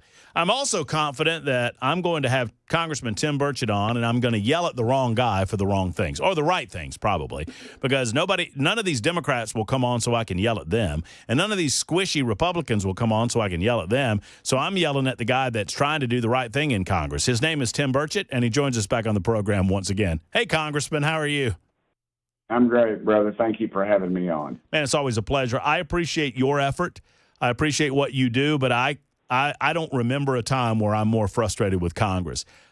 Tim, I don't think this is a schism between Donald Trump and Elon Musk, as some in the mainstream media are trying to make it. But I'll say this, if there is an impasse or a difference of opinion between Musk and some of the knucklehead, squishy Republicans, I'm kind of siding with Musk here. I feel like we got one big shot at this in terms of getting us back on track to balance the budget. And I'm fearful that we're going to lose this chance. What do you say about it? I am fearful of that as well, but I believe this bill is moving us in the right direction, and I'll explain real quick to you. Under Biden, the last 4 years, every 100 days, we added $1 trillion to the debt. Now they're saying in 6 to 8 years, we'll add $3 to $6 trillion. That is slowing this rate down, and that is the CBO score Congressional Budget Office, which they miscalculated Trump's last bill in his first term by over $1 trillion, and $1 trillion in our favor to the good. So I don't. Everybody the bill hasn't passed yet. It goes to the Senate. They're going to make their corrections, and I've been told of several they're going to make that are very good corrections. And then we'll bring it back for a vote and just see how it goes there. And so I suspect it'll be a much better bill the second go around. There's a lot of other things going on too. I hope we're not missing the opportunity to get these Doge cuts in place, because that would be a horrible.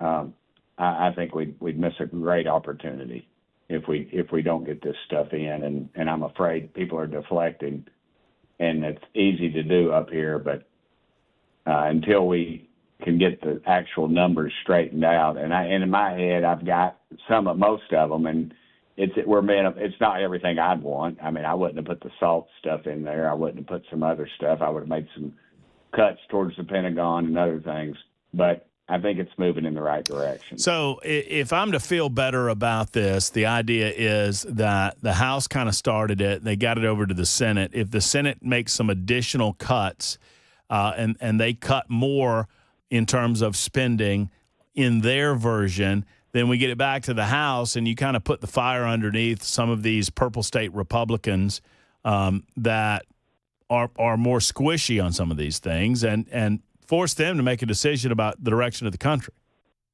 Yeah, and also be careful not to make martyrs out of them. That's the big mistake we do, and it just emboldens them further. I think we just explain the bill and try to pass it, but it still goes back to my original thought that we should have single issue spending bills. I tried to do that. Nobody would let me do it because they want to hide behind big bills.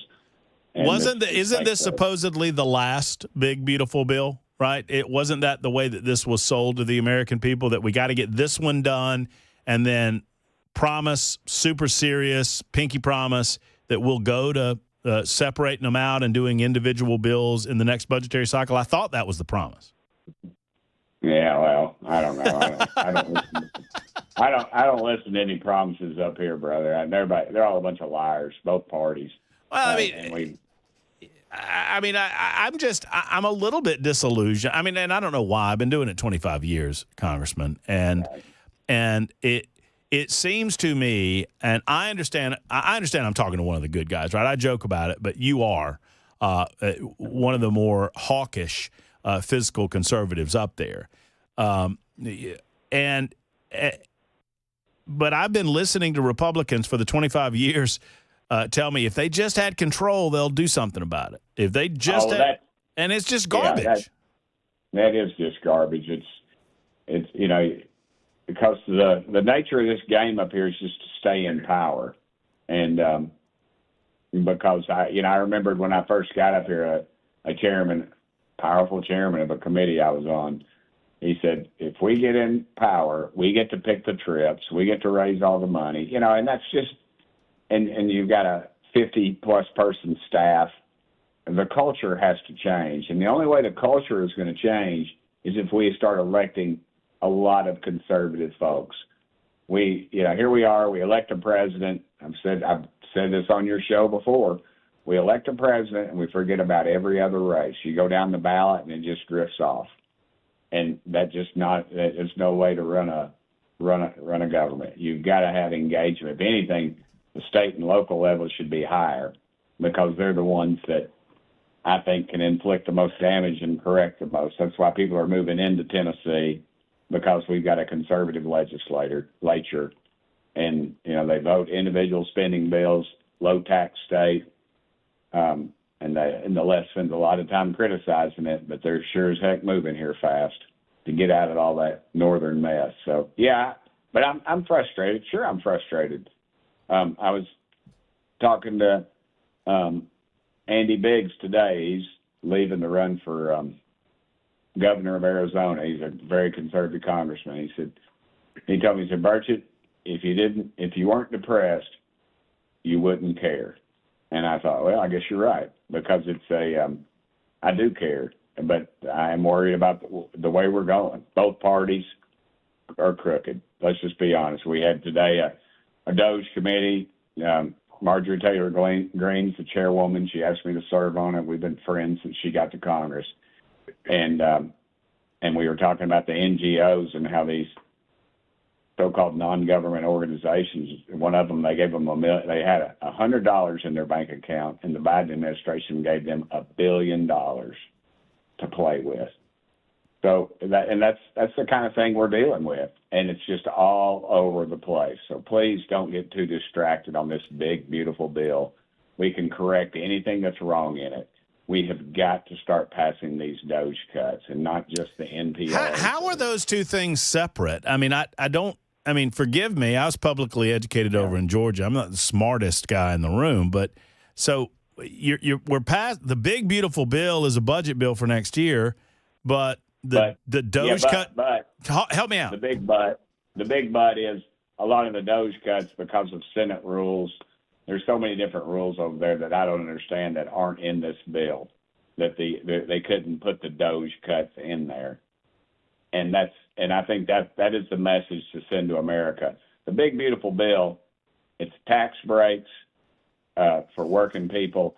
It's less regulation on energy production. That's oil, nuclear, all the things that we need to be cranking out, natural gas, liquefied petroleum, all those things. And the Doge cuts most of them are separate. They said they might have a piece of about 20 of them in there. But you remember Trump, he's got over 200 out there. And there's a growing concern that we're not going to address those, and that is a valid concern. I think that's where America should be focusing right now. And I think that's the Democrat strategy and the national media strategy is big, beautiful bill, and Elon Musk is all upset about it, and all this other stuff. And a lot of it just isn't true of what's being put out. I mean, it's not true in terms of, do you believe this? I trust you, Tim. Do you believe that this bill moves us in the direction of a balanced budget anytime in the foreseeable future? I believe it does. I believe it's a start, and I'll give you the Tim Burchett explanation. Okay. You got a train coming down the tracks at you, and it needs to be going the other direction. It has got to eventually slow down and stop at some point before it can go the other direction. Under the Biden administration, the last 4 years, we increased the debt by $1 trillion every 100 days. This slows it down to something like, in 10 years, about $6 trillion we add to the debt, which stinks. But it's not every 100 days. It's over a 6-year period.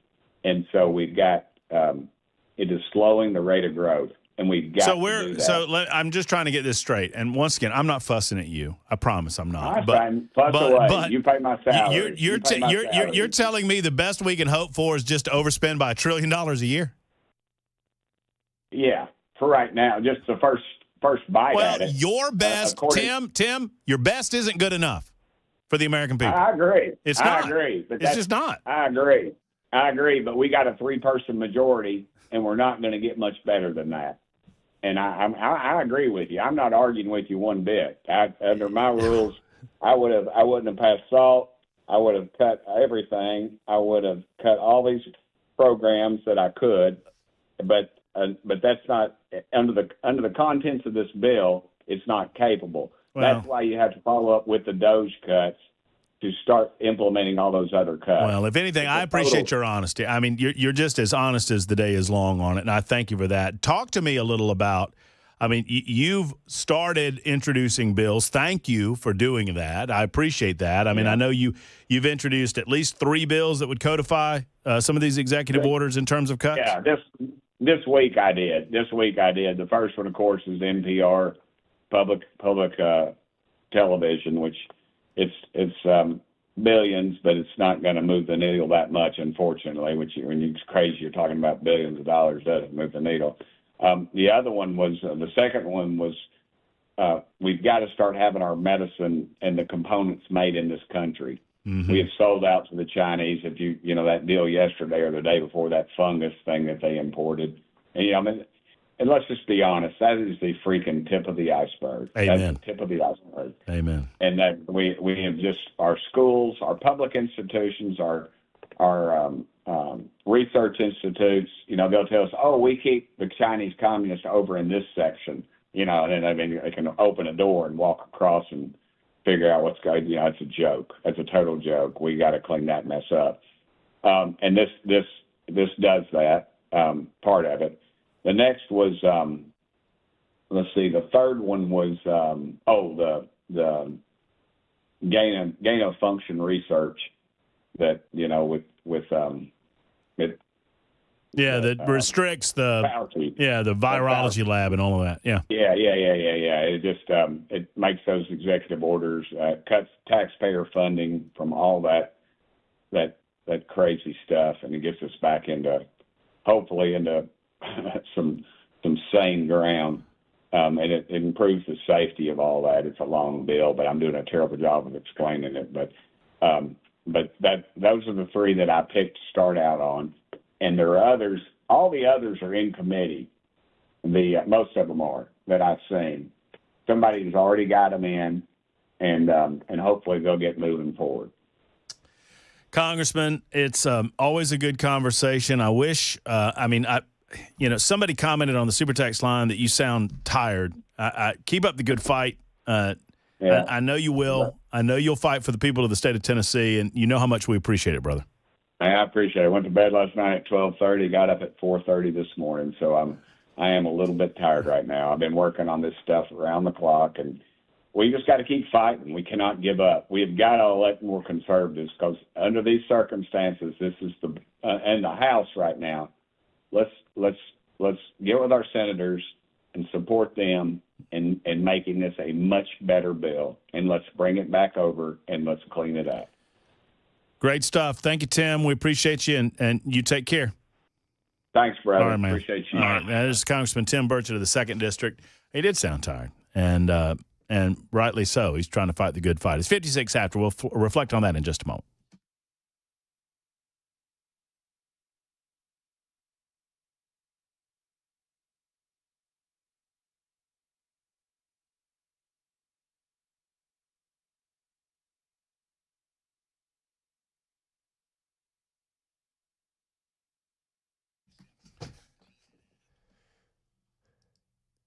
Hey, friends, it's Matt Murphy. Tennessee Men's Clinic can help you gentlemen who find yourself in a bad way when it comes to energy levels. Now, it doesn't necessarily manifest itself exclusively in the bedroom, but obviously when you've noticed a lack of ability in the bedroom, whether it comes in the form of ED or other things, then you need to do something about that. And gentlemen, we live in 2025. This is not granddaddy's environment where you just have to live with it. You just have to deal with it. No, sir.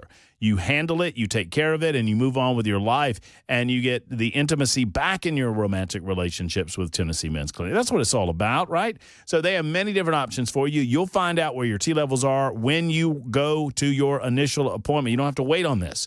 Go to TennesseeMen'sClinic.com to find out more. That's TennesseeMen'sClinic.com, or call 2 locations. There's one in Cool Springs and the other, the original, in Midtown. Give them a call and let them know that Matt Murphy sent you to the Tennessee Men's Clinic. 615-208-9090, 208-9090.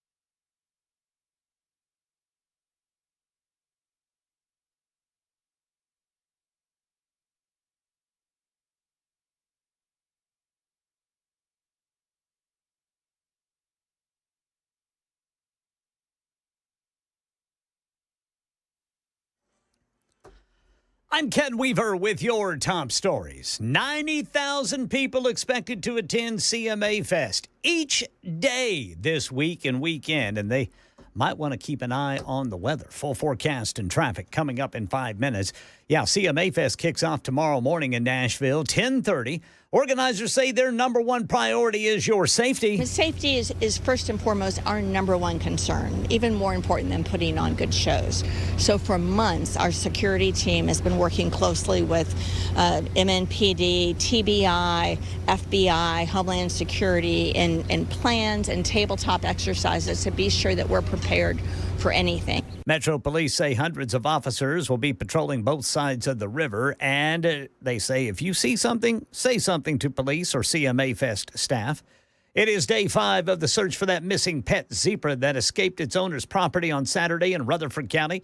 Channel 4 says numerous people changing up their daily routines to try to see it, but the Nashville Zoo says if you do see it, keep your distance. But also, I just don't want anyone to think that they can just approach this animal. You know, these animals are very dangerous. They can, hurt you pretty badly. So a lot of people think it's just a horse, but they're really not. They are related to horses and everything, but they do not have the same disposition. So my biggest concern is just someone or the animal getting hurt. Nashville Zoo says they have no intention of getting involved in the search for the zebra unless they're asked to by state agencies or local law enforcement. Got some breaking news coming out of the federal courts today. The family of Mohammed Suleiman, the man accused of injuring 15 people in a Molotov cocktail attack at that pro-Israel rally in Boulder, Colorado Sunday, will remain in the U.S. for now. Suleiman's wife and 5 children, all from Egypt, have been in ICE custody since. Here's Trevor Ault. Now, federal officials had said once they took this family into custody, they were being processed for an expedited deportation. In fact, we've seen from one member of Congress that he had said that they were going to be deported to Egypt as soon as this week. But now, according to this judge's order, that is on hold at least temporarily until there can be some kind of hearing. Yeah, apparently the Suleiman family's visa ran out in 2023. A hearing has been set for the family for a week from Friday. Meanwhile, 45-year-old Mohammed Suleiman has been charged with a federal hate crime and state charges. Money News. Redfin says its analysis finds that the U.S. housing market has nearly 500,000 more sellers than buyers. History shows that home prices cool off when sellers outnumber buyers. The strongest buyers market is Miami, Florida, where sellers outnumbered the buyers roughly 3-1. Now, here in Nashville, sellers outnumber buyers by 2-1, but it has not changed home prices. They're holding steady at a median $467,178. That's the latest news. Traffic and weather next. I'm Ken Weaver, WTN News.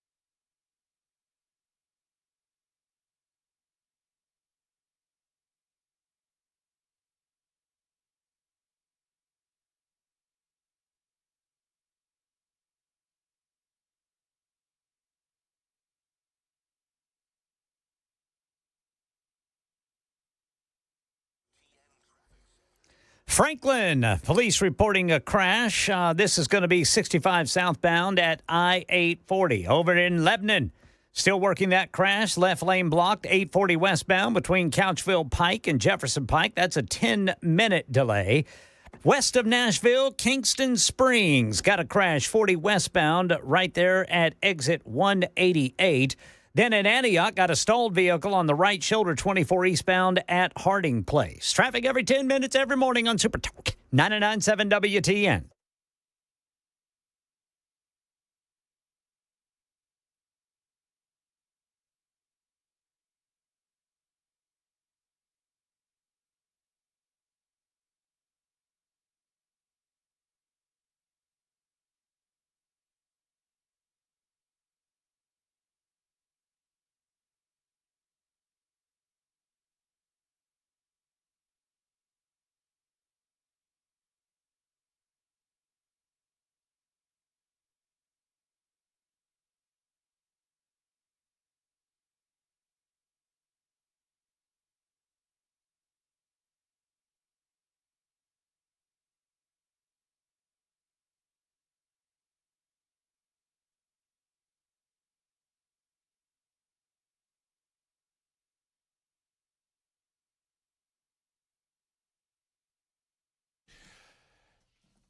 Just over halfway home, it is the Matt Murphy Radio Show, Super Talk 99.7 WTN. I'm sorry, I don't mean to laugh. I just got a message from a super texter. It said 2057 says, I'm having a good day. I've now flipped off the hippie with the 8647 sign twice. I made a round trip, huh? Apparently he's still there. The cops apparently showed up, but they're still there. I don't. Maybe they're not doing anything wrong. I don't know. I mean, I was under the belief, and maybe I'm wrong, it happens every so often, not often, but every so often, that I was under the belief that you could not hang or hold a sign over an interstate. Peace Act. Is that's what it was, right? Yes, that was in the Peace Act. That was this last legislative session. Well, then, dadgummit, to use a phrase not preferred by Congressman Tim Burchett, more on that in a moment. Dadgummit, then they need to arrest these people. Come on. Yeah, call Will Lamberth. He can make it happen. Yeah, so apparently the Metro Nashville Police Department is there, and maybe the sentiment is agreed with by the folks at the police department, and that's why they're not arresting them. One way or the other, Michelle might have some comments on this. Mike, I see you there on the line.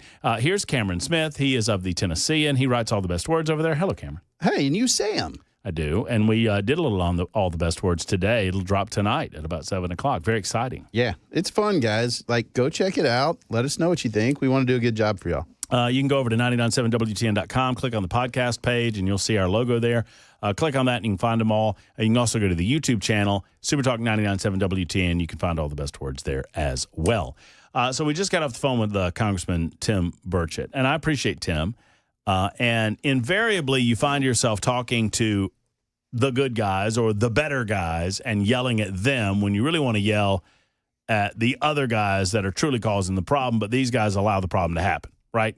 So all of that to say, Tim won me some beers today because a listener to the show said that they would bet me beer and they would set the over-under on dadgummits at 4.5. And I took the under, and I won. So thank you. Yeah, I don't think a single one. I did not hear a single dadgummit. No. And I think I blame I think he's tired. I think he's beaten down. I think he's worn out. Obviously, there's a lot going on in Washington, D.C. that keeps him worn out. But Tim says the best we can hope for. I don't want to mischaracterize what he said. Chris, you were here. Ken, you might have been listening back in the newsroom. Yeah. He said the best we could hope for is to overspend by $1 trillion over the next several years. Yep. That's the best? Over 6 years. Well, and I said then, and y'all, this is what I said. Then your best is not good enough. Yeah. Is what I said. Step aside, let somebody else try. I mean, and I like Tim Burchett. I think he's a good representative on a lot of issues. If you're telling me you have resigned to failure at $1 trillion in deficit spending a year, then this is not a secret, folks. Deficit spending is a choice. The idea that we need to spend more is just a lie. I mean, we're spending trillions of dollars. We don't even know where that half that money's going. And, you know, Matt and I on our podcast, we talked about it, but I mean, we are losing trillions of dollars to just mismanagement. And yet we have to borrow and spend more versus fixing the problem. When the conservatives come on my radio show and tell me it's the best we can do is to overspend by $1 trillion, I feel like we've lost. And I don't want to go back and revisit the show that I did yesterday because it was depressing. But I spent the better part of 4 hours yesterday explaining how conservatives aren't conservative anymore and they don't really care about budgets anymore. And the American people don't seem to care either, Cameron.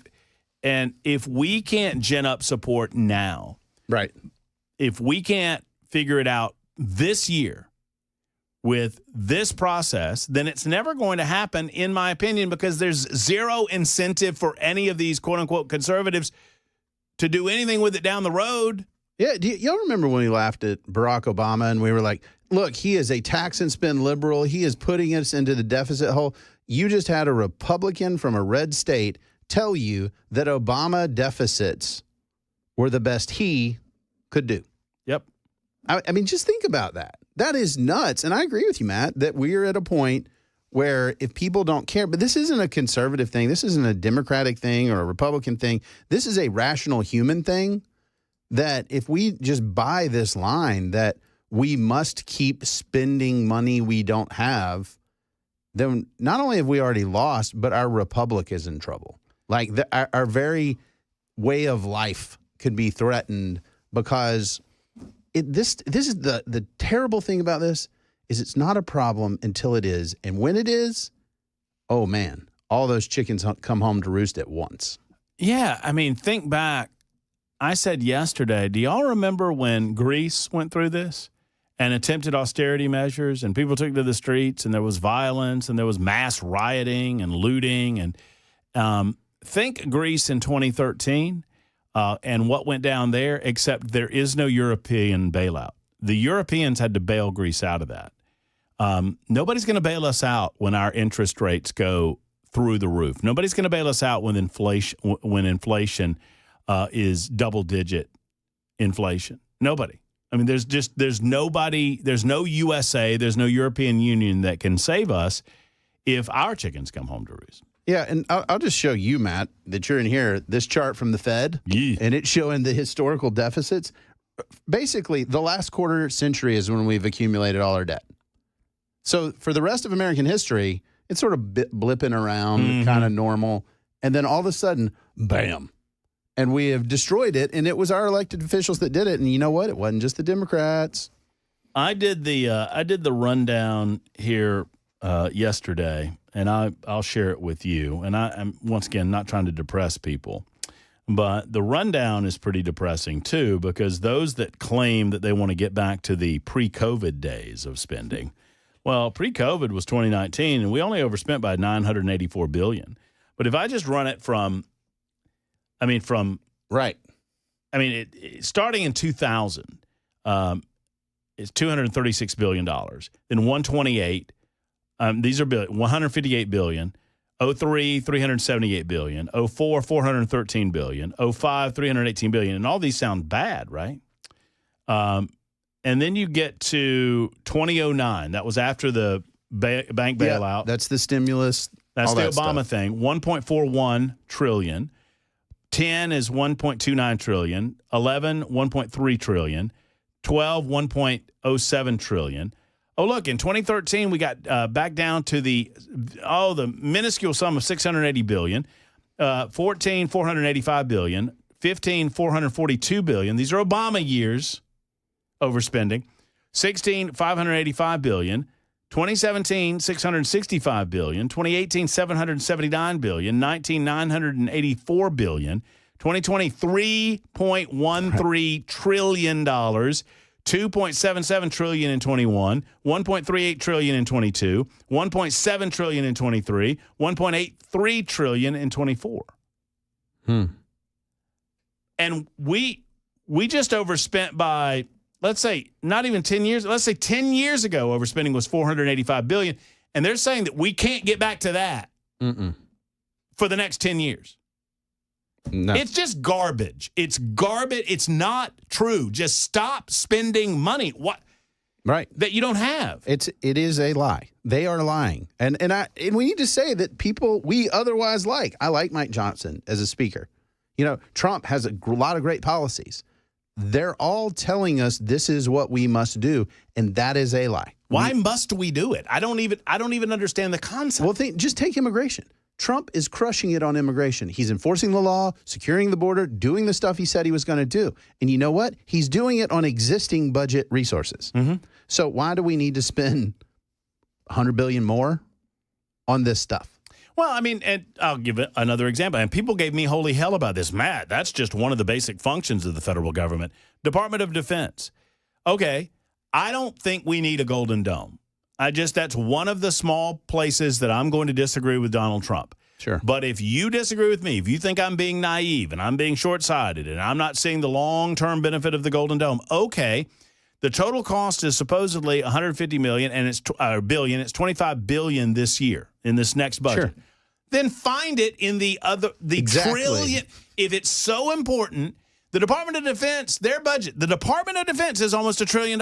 Then find it in the $1 trillion. Why are you adding to a $1 trillion budget? If it's so damn important, build a couple of fewer aircraft carriers that we're not going to need. Yes. I mean, find it. And this is the problem, is that we say we need the spending, and as opposed to being better managers and running the government better and trading spending. Because if you're just flat, you just trade some spending for other spending, you won't have a deficit higher than you did in the previous year. That's just the way math works. And so what we're saying is, well, we need to actually spend more. And that's nuts. I would prefer, and I said this yesterday, and it's not a joke. I mean this. That if we can't get anything done with it, I would prefer them to say, we're not going to try anymore and just blow it out, man. Have a party. No offense to your kids and your grandkids. It sucks for them. It's going to really, really suck for them when the party's over and the lights come on.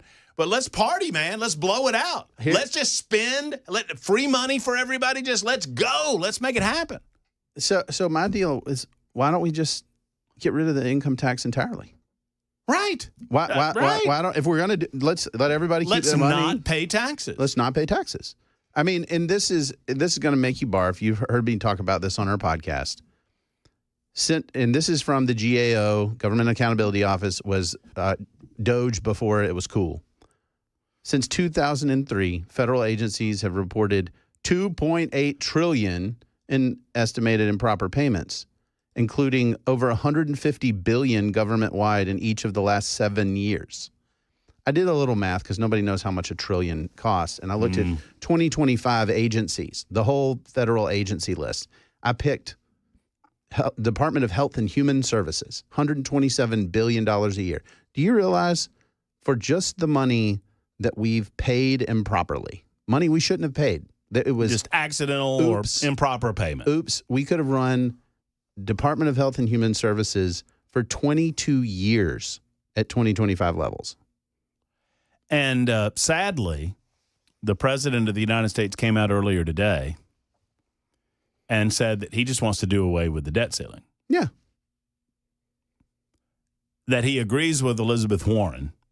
Right. And look, y'all, I'm just telling you, this is what the man said. Donald Trump said he wants to eliminate the debt ceiling. So now you tell me, I got a kid in college. All right, this is my analogy. I got a kid in college.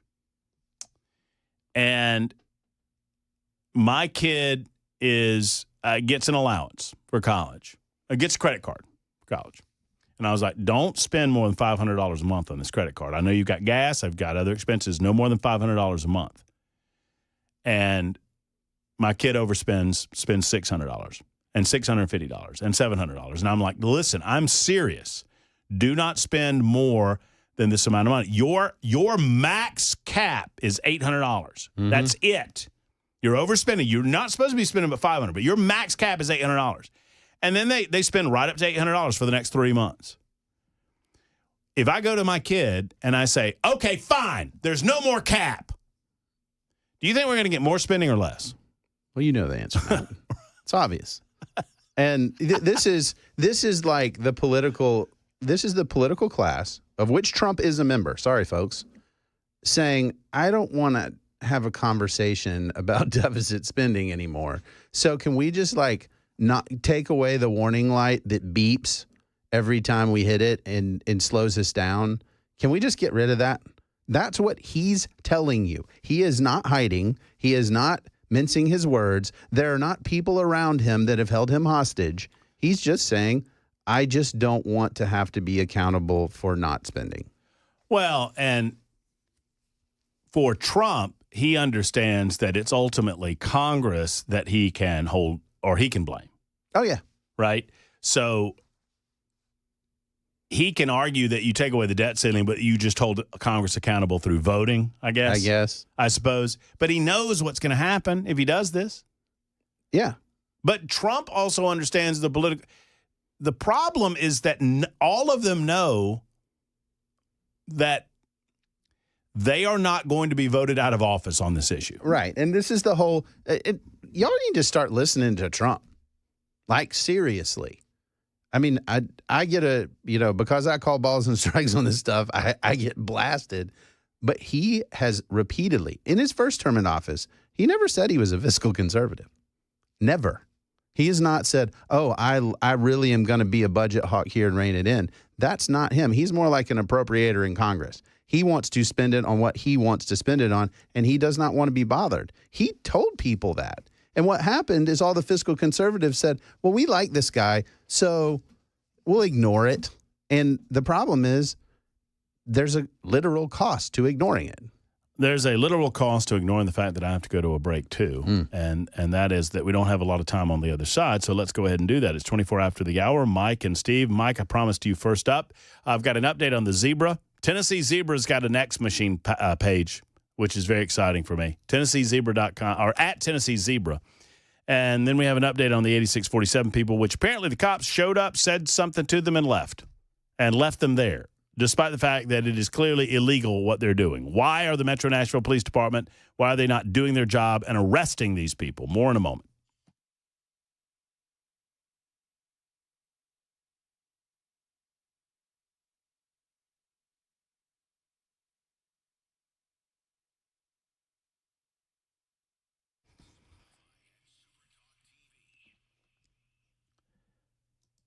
Hi, friends. It's Matt Murphy, and I want to talk to you about the Glock Store event that was the big-time annual open house last Saturday. I hope you were there. If you were not, you missed an incredible party. There were hundreds and possibly thousands of people in attendance. There were giveaways galore. They gave away optics. They gave away all sorts of accessories. They gave away Glocks themselves. Multiple Glocks were given away. The big winner had a Trump Glock, giving away a Glock 43X. Man, fabulous items, fabulous gear, and a great time was had by all. I was even there. And various politicians were there. We let them through the door. A lot of food, a lot of fellowship, a lot of fun with fellow Second Amendment supporters. And I hope that you managed to get to the shooting rooms, never lanes, rooms, to find out the Glock Store difference when it comes to shoot270.com. And all things Glock Store. The retail side of things, they're there for you every day of the week. They love their customers, and they can help feed you baby birds. If you're not familiar with gun ownership, they can take you by the hand and walk through the process. Or if you're an experienced marksman, don't you worry. They can talk on your level as well. Go to glockstore.com. Don't miss these annual events. They're huge. But if you did, you can always walk through the doors of the Glock Store. Glockstore.com or shoot270.com.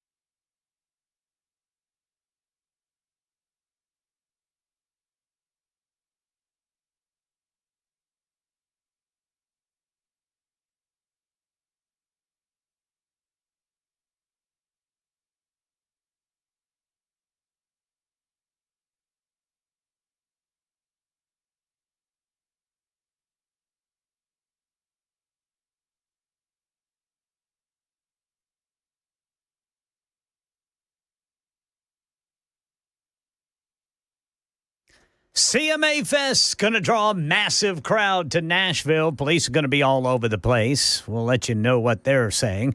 Day 5 of the search for the missing pet zebra, and the Nashville Zoo is weighing in. All that more 5:30 on Super Talk 99.7 WTN. 1440 says, "Get this slouch off the radio." Which slouch are you referring to, buddy?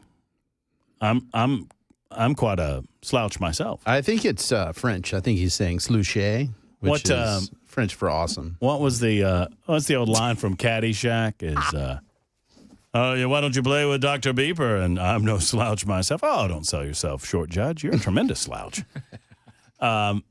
So your suggestion was to elect Kamala as if she would be any better? No. Listen. Nobody is blaming Donald Trump.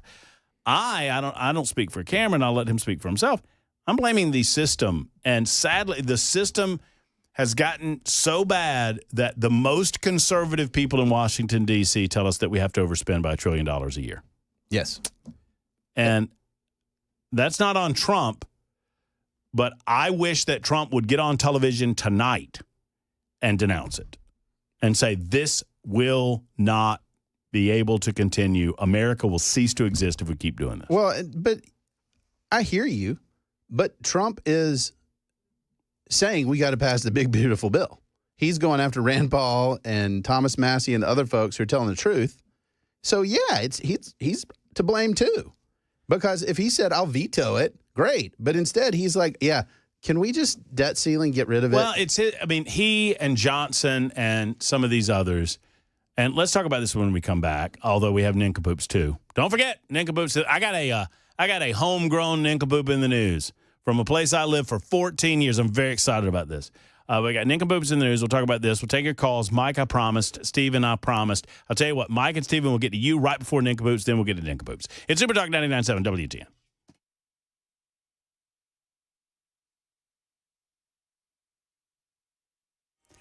I'm Ken Weaver with your top stories. We've got the full forecast and traffic coming up in 5 minutes. And right now in Nashville, 90,000 people are expected to attend each day of CMA Fest, which starts tomorrow morning at 10:30. Chief John Drake says there are no credible threats against CMA Fest.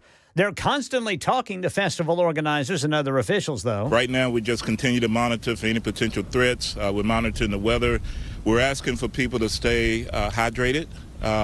And one of the new things is we don't want anyone to wander away from the people that they're with or a group, especially if they've consumed too many beverages. Hundreds of officers going to be patrolling both sides of the river. They say if you see something, say something.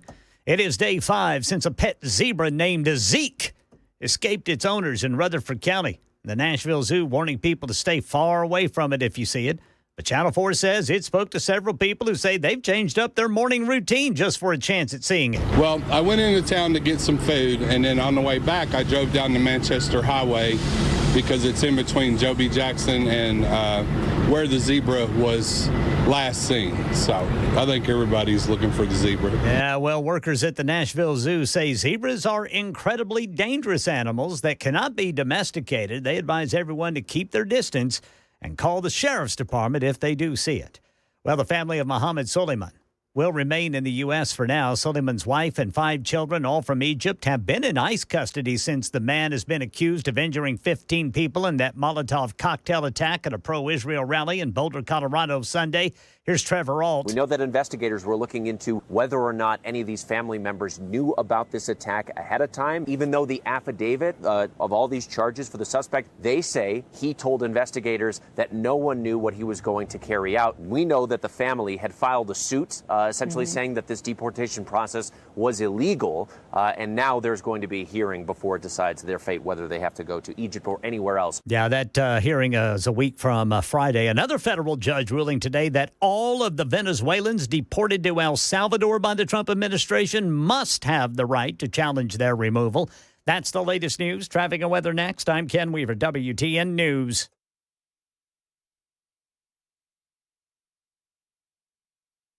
Glencliff got a crash reported by police, Briley Parkway southbound at I-24. In Berry Hill, a crash is blocking the left lane. TDOT says it's 65 northbound at Armory Drive. Franklin police say there's a crash 65 southbound at I-840. And in Wilson County, still have the left lane blocked by a crash 840 westbound between Couchville Pike and Jefferson Pike. I-24 eastbound at Harding Place. Police say there's a stalled vehicle off on the right shoulder. Traffic every 10 minutes every morning on Super Talk 99.7 WTN.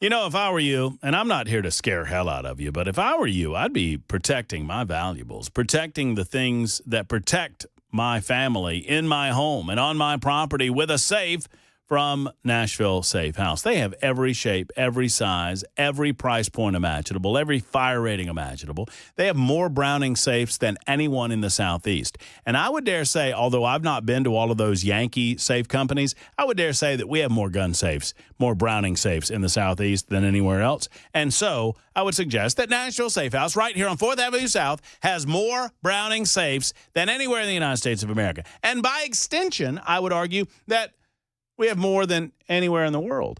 And I don't know about the rest of the universe, but I would put the incredible selection at Nashville Safe House against any gun safe in the universe. And so, let it be said by Matt Murphy that the Nashville Safe House has more Browning safes than anywhere in the universe. Thank you very much. Go see them for yourself at Nashville Safe House, 4th Avenue South in Nashville, or stop by online at NashvilleSafeHouse.com. That's NashvilleSafeHouse.com. Weather can change in an instant, and you need to be prepared for any outcome. That's why Generator Supercenter of Nashville will help keep your family safe and connected. We make buying a backup generator simple and easy, with financing options available, free in-home estimate, turnkey installations, no worry warranty, and most importantly, the monitoring and service of your fully installed generator. Come see us at our location in Nashville or visit us online. Generator Supercenter of Nashville. We serve all Middle Tennessee.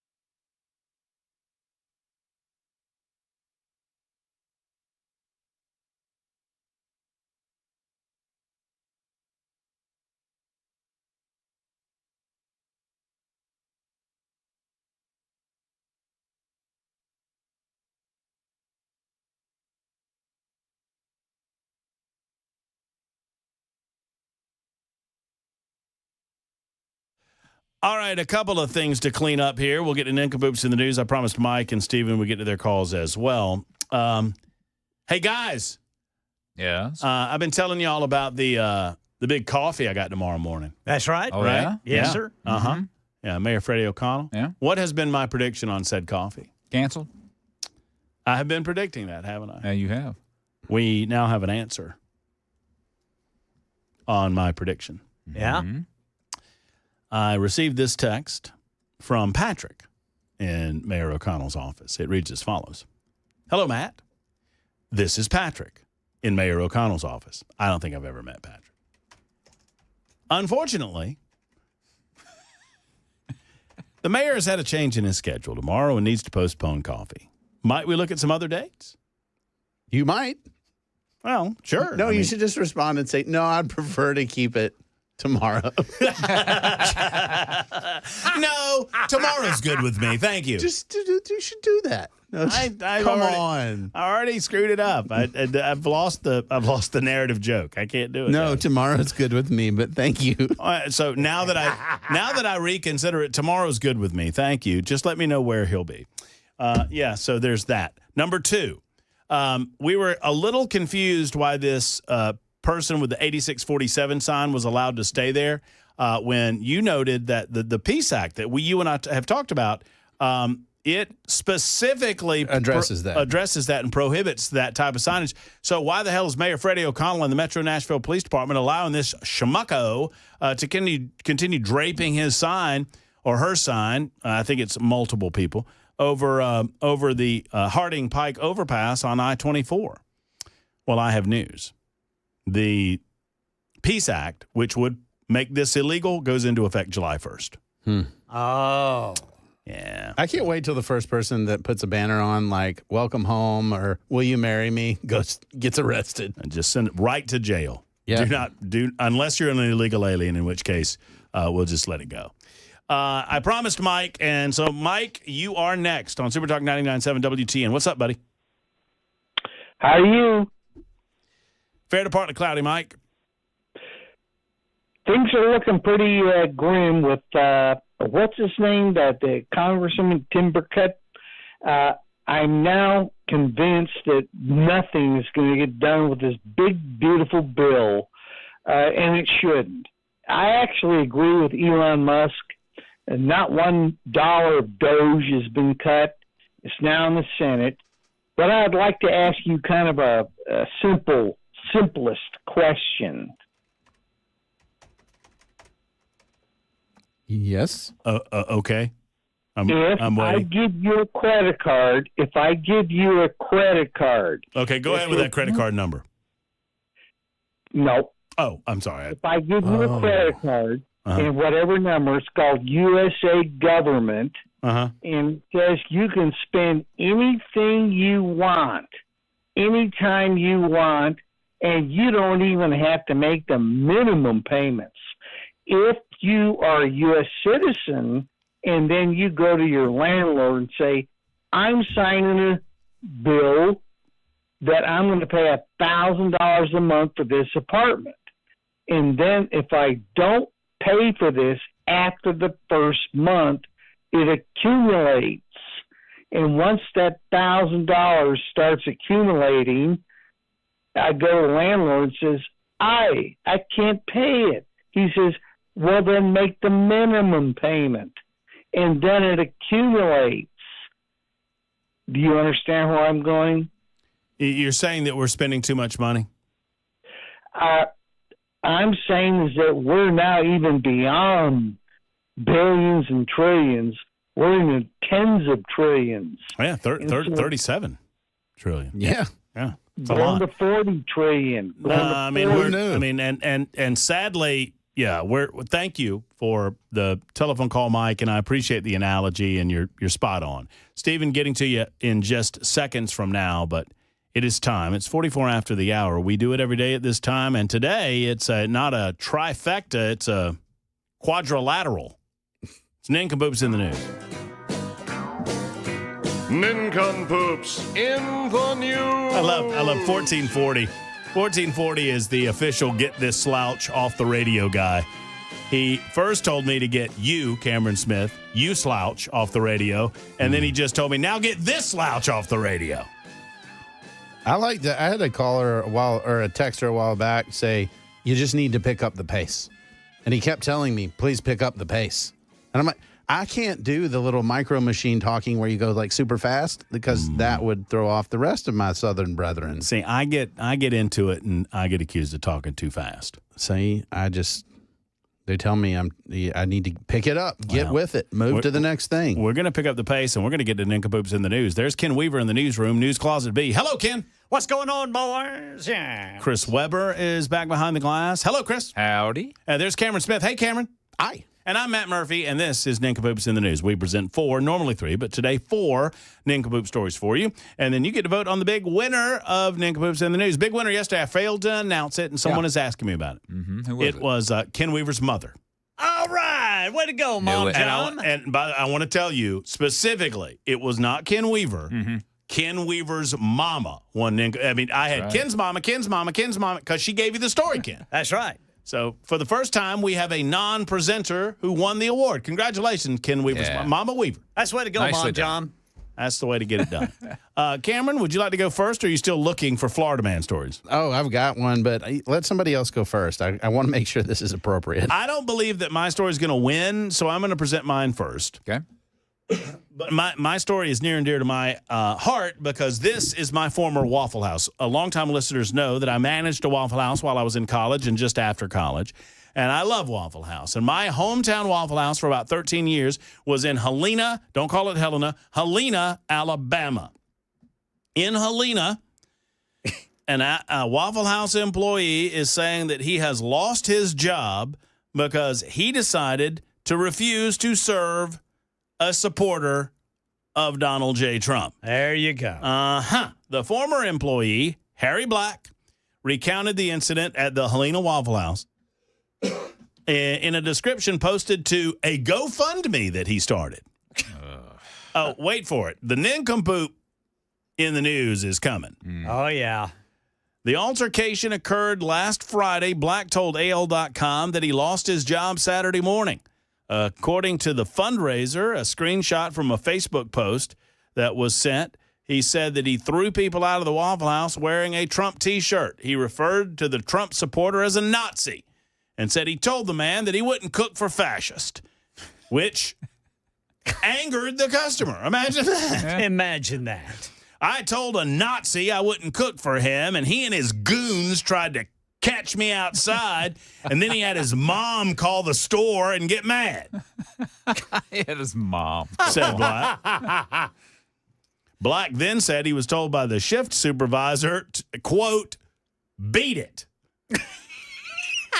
Beat it, buddy. I like that. Which I love. I like that. But Black remains proud of the fact that the Trump supporter did not receive any food on his watch. I am unemployed, but that guy never did get his food. Oh, good. You showed them, didn't you? Oh, boy. Black started a GoFundMe page on Saturday with a donation goal set at $4,500. Now, at this point, you might be thinking that Mr. Black is the Ninkapoops in the news. No. He is not. Oh, wow. He's raised over $5,000. Of course. On his GoFundMe page. Of course. As of yesterday, I haven't checked it today. Almost $5,000 on his GoFundMe that he started. Oh, let me give you the latest tally. Let's see. Latest tally. Oh, yeah, $5,256 he has raised. Every single moron who has given this man money, including people like John Ames, who donated $750, and Rebecca Syke, who donated $50. And I could go through every single one of them. Every single one of you people are Ninkapoops. Yeah. Well, the silver lining to that is at least they're out some money, you know. That's a good point. Yeah. I am certain that Mr. Black will spend this money wisely. Oh, yeah. Mm-hmm. Mm-hmm. And there you go. Mr. Smith, do you want to go now? Sure. Okay. This one is, wow. A judge sentenced, let's see this guy's name, Christopher Monin, to 2 years of community control, an intensive form of probation that compares to house arrest. Mm-hmm. So what did he do? We're curious about this. Can I guess? Yes. Oh, did you already? I hate it when you guys do this. Y'all are just... I'm sorry. Okay. One of them shaped like bacon. Yeah, that one killed me. I died. But I always have a backup because you guys do this to me. It hurts my feelings. That was the inflatable pool story that we've Yeah, this one is... but good for you with the backup. That keeps you from getting DQ'd. Yeah, I know. You always got to be prepared. All right, well, hold on. Let Weber do his, and you can just hang in there. Chris Weber, yours. All right. Mine's quick. 2 16-year-olds from Scarborough, Ontario, Canada have been charged following a collision with a moose. Ooh. Police and fire department responded to the crash, and luckily no one was injured. However, after detecting a strong odor of fresh burnt cannabis emanating from the vehicle, officers searched the vehicle and its occupants and discovered 33 grams of cannabis, not in its original packaging. It's legal there, of course. Yeah. Along with 250 grams of suspected fentanyl, a Sig Sauer 9mm with an extended mag and 16 rounds of ammunition. The firearm was concealed and unholstered in the waistband of one of the occupants of the vehicle, had no manual safety, and had nothing physically preventing it from being unintentionally discharged, according to police. Both 16-year-olds were charged with drug trafficking and weapons offenses. One of the teens was also charged with other weapons offenses, including carrying a concealed weapon, possession of a weapon obtained by a crime, and careless use of a firearm. They were both held in custody pending their hearing. The moose is not the nincompoop in this story. I think the moose should get a medal. I do too. No word on whether the moose was seriously injured, though. That's good. It says no one was injured. I don't know if that would include the moose, but I almost always root for the critters. Yeah. In almost every one of these stories. Yes, you do. Moose, zebra, alligators, does not matter. Ken Weaver, your nincompoop, sir. All right. This one is out of Broken Arrow, Oklahoma. It's just outside of Tulsa. An Oklahoma man facing charges after he allegedly took multiple trips through a Starbucks drive-thru while naked. Michael Billingsley is charged with indecent exposure after police say he visited a Starbucks location in Broken Arrow at least 3 times while fully naked. According to court records, Billingsley went to the Starbucks drive-thru once on March 30th, completely naked, to pay for his coffee. A week later, he did it again, this time while playing porn on his phone. Left such an impression that people working there knew his order of a large ice Americano. Well, you don't want hot coffee. You got, you know. Ooh. Yeah. It's an iced Americano. Broken Arrow Police Information Coordinator Ethan Hutchins says the allegations are disturbing. Quoted as saying it's unfortunate that someone would do this to employees who are just trying to make a living and have to deal with someone naked. According to court records, Billingsley described himself as an exhibitionist, which the Cambridge Dictionary defines as someone who likes to get attention by being naked. I didn't know there was an actual definition of it. Yeah, that'll do it. Does it? Yeah. Well, Billingsley was arrested and booked into the Tulsa County Jail for 2 counts of indecent exposure. He was held there on a $4,000 bond. And they think that he didn't just do it to Starbucks. They think there may be other fast food or fast drink victims out there. He's making the rounds. Yeah. Oh, jeez. So here's your iced Americano, sir. Do you need a stir stick or you got it? I see you got it. Now you see you got it. Oh, wow. Guys. I mean, yeah, I get it. He's a nincompoop, but he's not a nincompoop enough to get the hot coffee. That's Which true. is in his Got favor. a little bit of sense. Cameron, I got like 18 seconds. You got one? Yeah, this is easy. Eugene Strickland seeking $15,000. Did y'all do this, Loon, too? No, go ahead. Just checking. Just go ahead. Eugene Strickland is seeking $50,000 in damages against Disney because of injuries he suffered while riding on the downhill Double Dipper. This is it's a water park ride. This is more of a mental image than anything else. Strickland, who weighed 334 pounds at the time of the incident. Wow. 34 pounds above the water ride's allowable limit, alleges in the lawsuit that he was dislodged from his inner tube as a result of the ride's, quote, exhilarating speeds. Man, let me tell you, put Cameron's big fella story together with Ken Weaver's naked fella story, and you got yourself something You there. do. Disappear into this is the description of the ride. Disappear into a black hole and plummet 50 feet downhill at exhilarating speeds. Hurtle through darkness, then emerge just in time for the big splashdown. Well, big old boy got separated from his inner tube and smashed into the plastic surface. And so it literally launched my man, and then he smashed. So... Ow. You know, weight limits are there for a reason. That's exactly right. He said Disney had, quote, a duty to warn him of dangerous conditions at Oh my the God, DDD he dutied too? high speed water slide premises. That, hey, dude, did you not understand how this works? What do you mean a duty to inform? There was a weight limit. Right. They had a warning that this could go real fast based on how big you are. It's going to go faster the bigger you get, you know, right? That matters. He got launched. And and it's a different subject for a different day. Why do fat people think that we have to make look, I'm a fat boy. Don't get me wrong. But I understand that there are limitations to things that fat boys can do. Yes, and being launched into outer space on a water slide is something you should contemplate happening to you. I have rights. I mean, what are you talking about? That's Ninkapoops in the news. Super Talk 99.7 WTN. Vote Ken Weaver, vote Chris Webber, vote Cameron Smith, vote Matt Murphy. Matt Murphy and Matt Murphy. 615-737-9986. We'll get back to it in just a moment. Steve, we'll get to your call as well on Super Talk.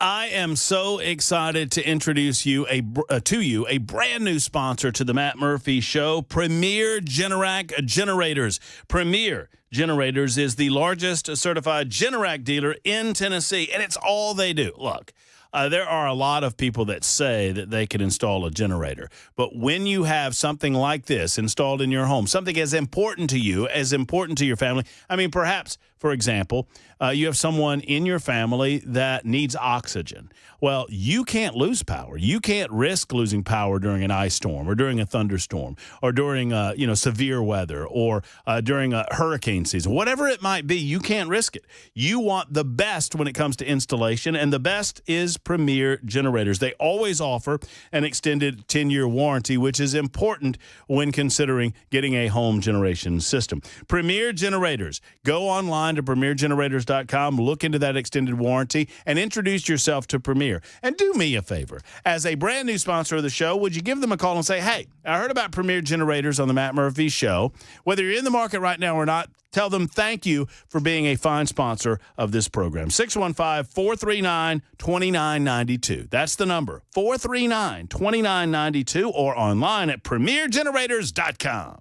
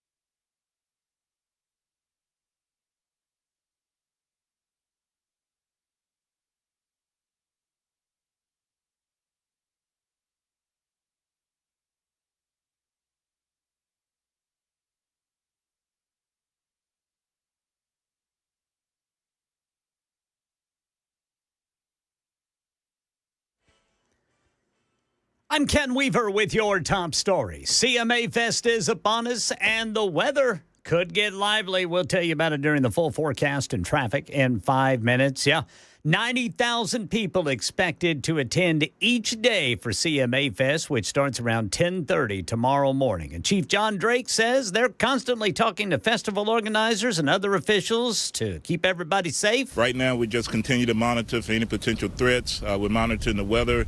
We're asking for people to stay hydrated.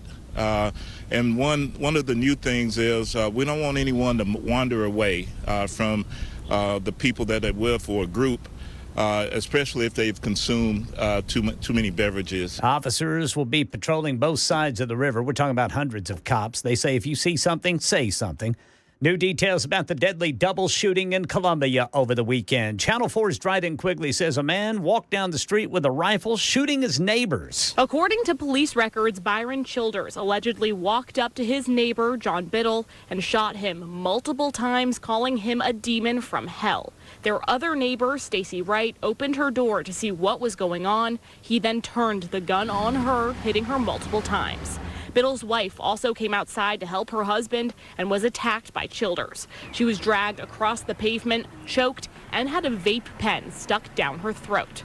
Childers then started shooting at an ice cream truck, injuring the driver before he attempted to steal another car.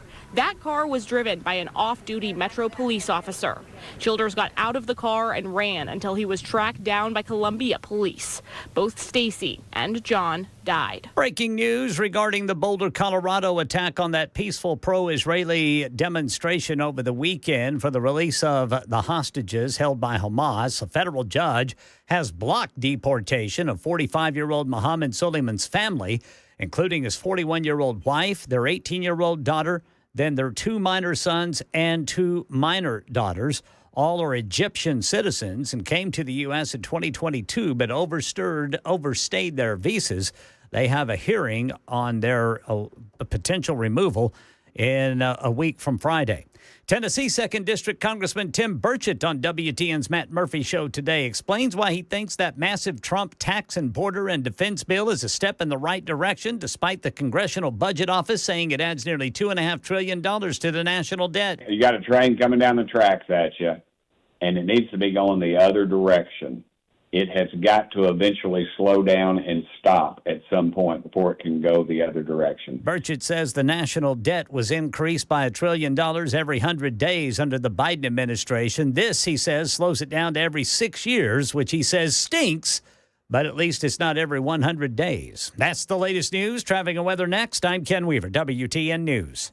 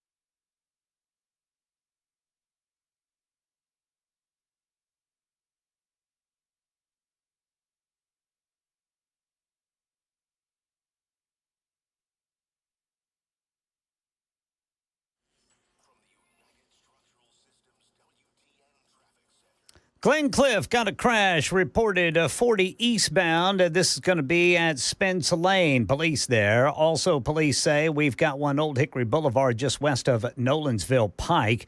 And looking over here in Murfreesboro, got a stalled vehicle, right shoulder block. That's going to be 840 westbound, right before Jefferson Pike. Traffic every 10 minutes, every morning on Super Talk 99.7 WTN.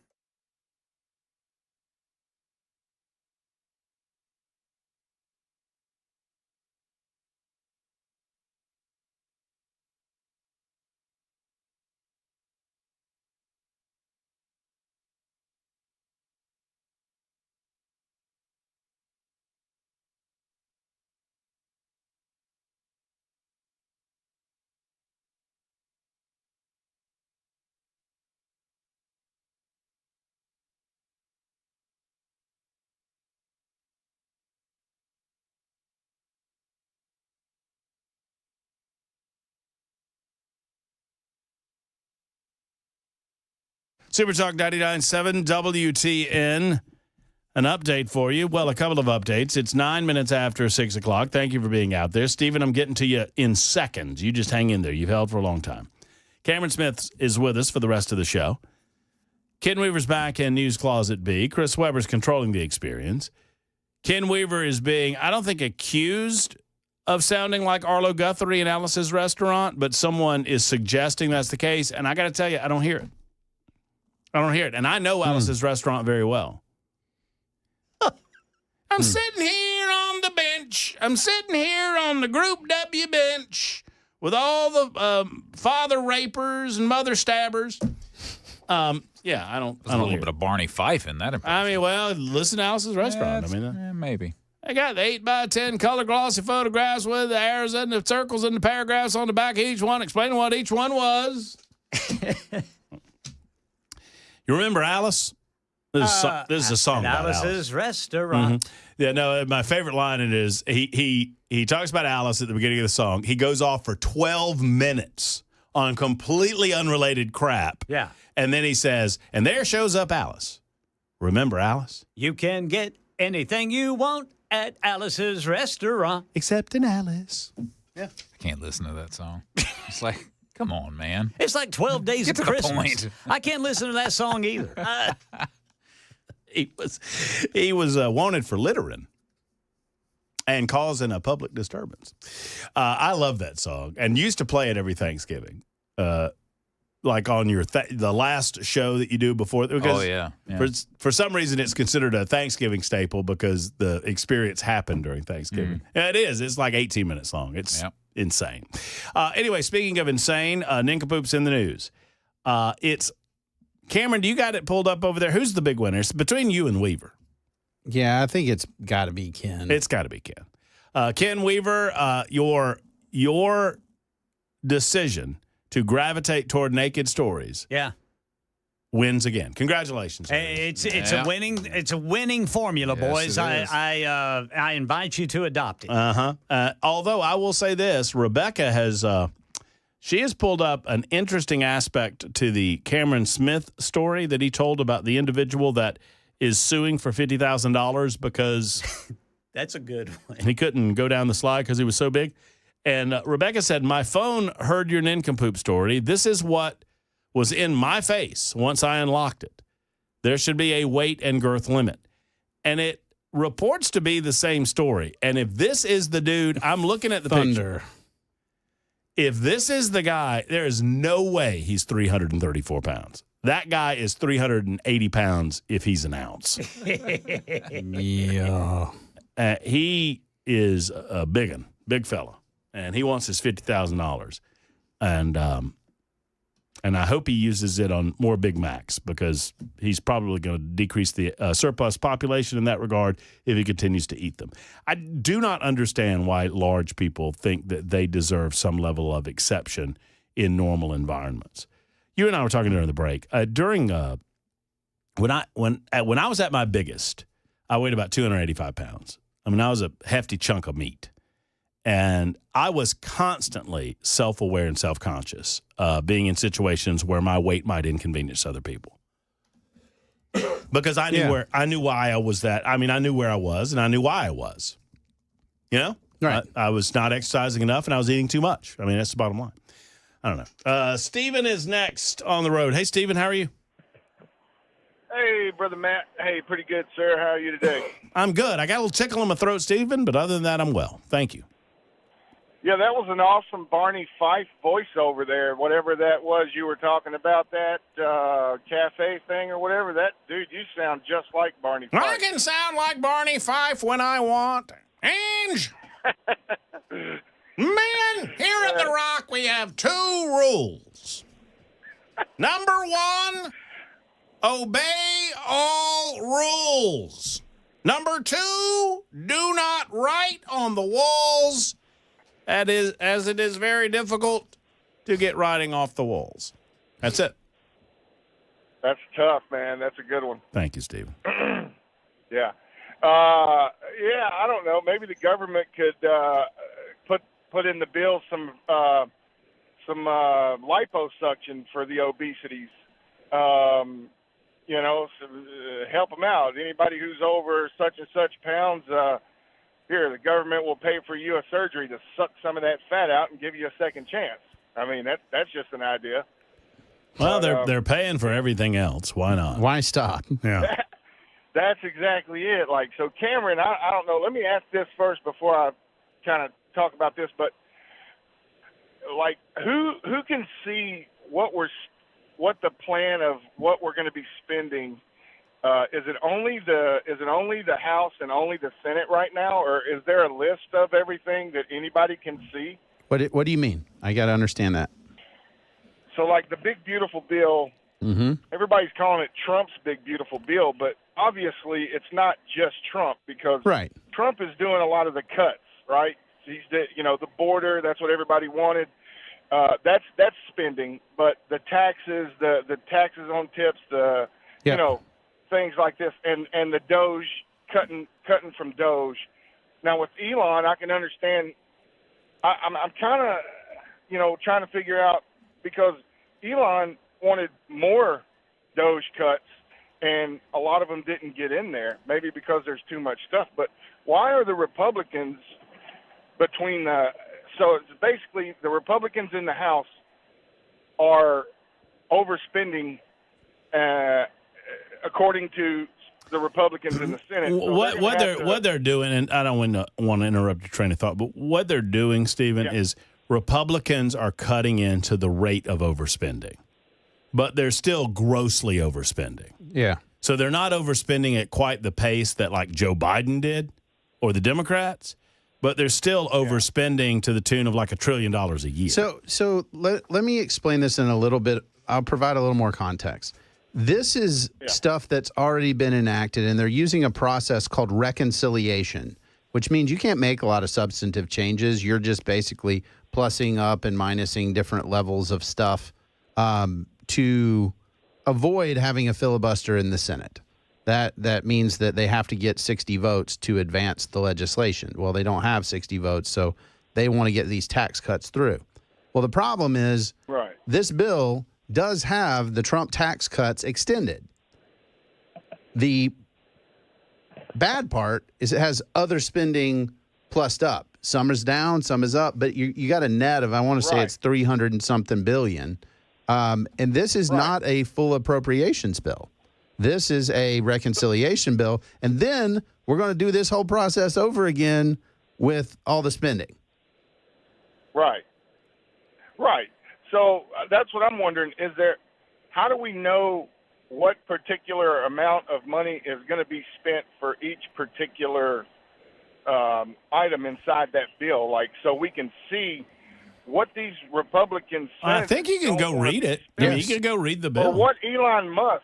I mean, Elon made a statement on his X, but it don't have any details. I'd like for him to elaborate. Or sure, CBO's done this, and Tax Foundation's done this. You can go look and see all the different provisions. You can literally just Google "Big Beautiful Bill Summary" and see it broken out. We're all talking about the same stuff, right?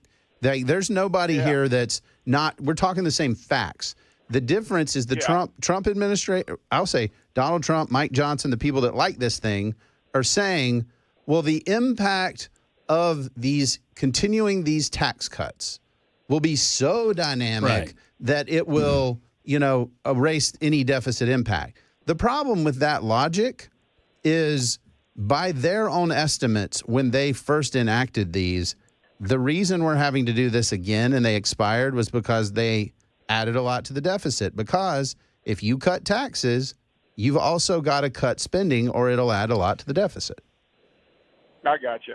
Okay, but just one last question. Why do y'all think Elon, because Elon and Trump are like close, like besties. I mean, he gave Trump a bunch of money during his campaign.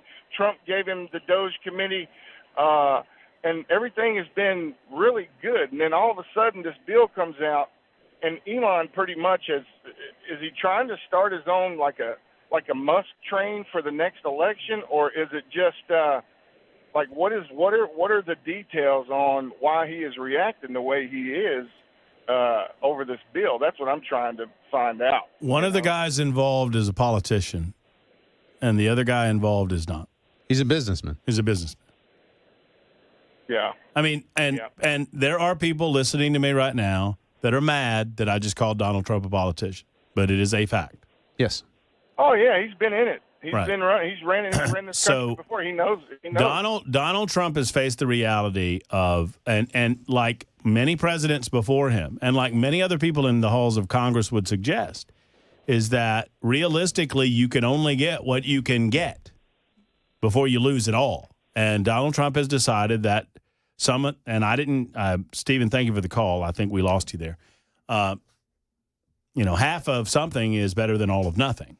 And, Trump and Mike Johnson, their point is, to be fair, and Cameron just said it, that they say, well, number one, we are overspending less than we have been. That's number one. So, and it's by a fair margin. I mean, it's a decent amount. I don't think it's nearly enough. And I think this is the one shot that we have at it, and it's just not good enough. But their argument is we're overspending less a lot, and the increased tax cuts and the economic activity that will result from the Trump administration will be so great that you will see the economic engine of the United States of America gin up to the point that the tax stimulus that will come into Washington, D.C. as a result of the economy will cover the deficits that Cameron and I are talking about, the deficit spending. That's their argument. Yeah, it's the problem is these aren't net new tax cuts, right? They already exist. They've already been baked into the cake. What we would be pricing in next, if they are allowed to expire, is tax hikes.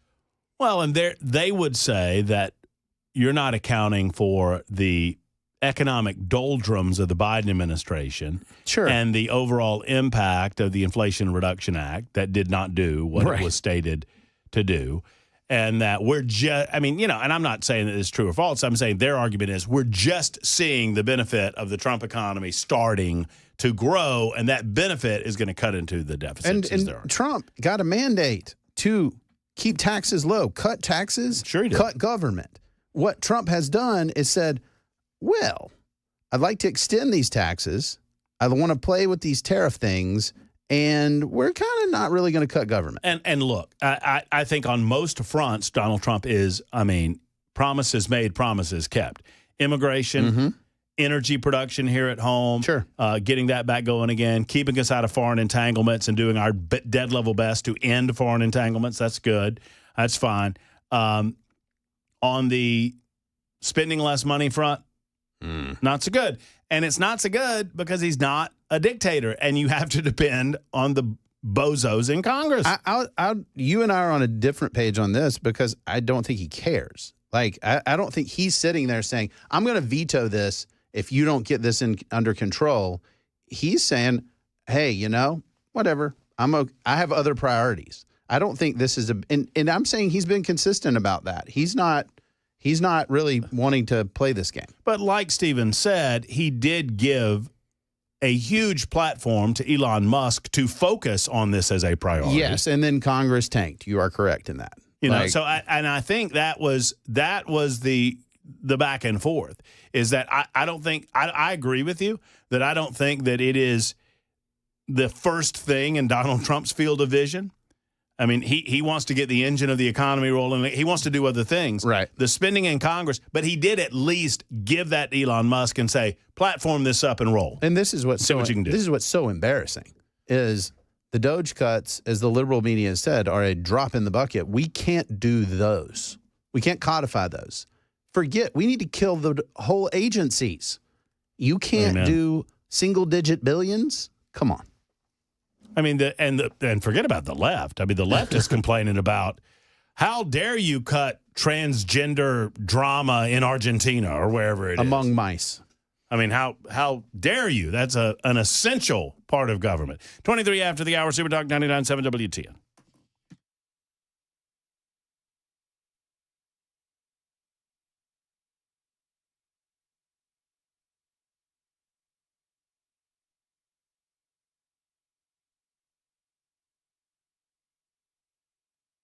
Hello, friends. Matt Murphy for U.S. Pest. I say this a lot about J.K. and Erica Brister, that they love the United States of America and they hate bugs. Both of those things are true, right? If you see one of their beautiful billboards or signs in and around town, you'll notice that on just about everyone that I've ever seen, they have a beautiful American flag or several American flags flying because they love their country and they love what this country provides. And it's a wonderful place, and they recognize that. They're great business, and if you're looking for a business opportunity and you're a good hard worker, they're always hiring at U.S. Pest. Secondarily, they hate bugs. Now, let's talk about that because they do. Bugs are little communists. They want to come and steal what's yours. They want to get on your property and cause you health hazard and health concern. They want to eat your food. They want to enjoy the AC inside of your house. You need to stop it. Full-service pest control, termite protection, and crawl space services available at U.S. Pest. They have monthly pest protection. They have regular pest protection, and they want you to be the next customer or family member of U.S. Pest. And if you're already a customer, if you refer a neighbor or a friend or a family member, you receive a $50 credit on your account or a free tick and flea treatment on your property. USPest.com for more information. USPest.com or 590-1260. That's 590-1260 for U.S. Pest.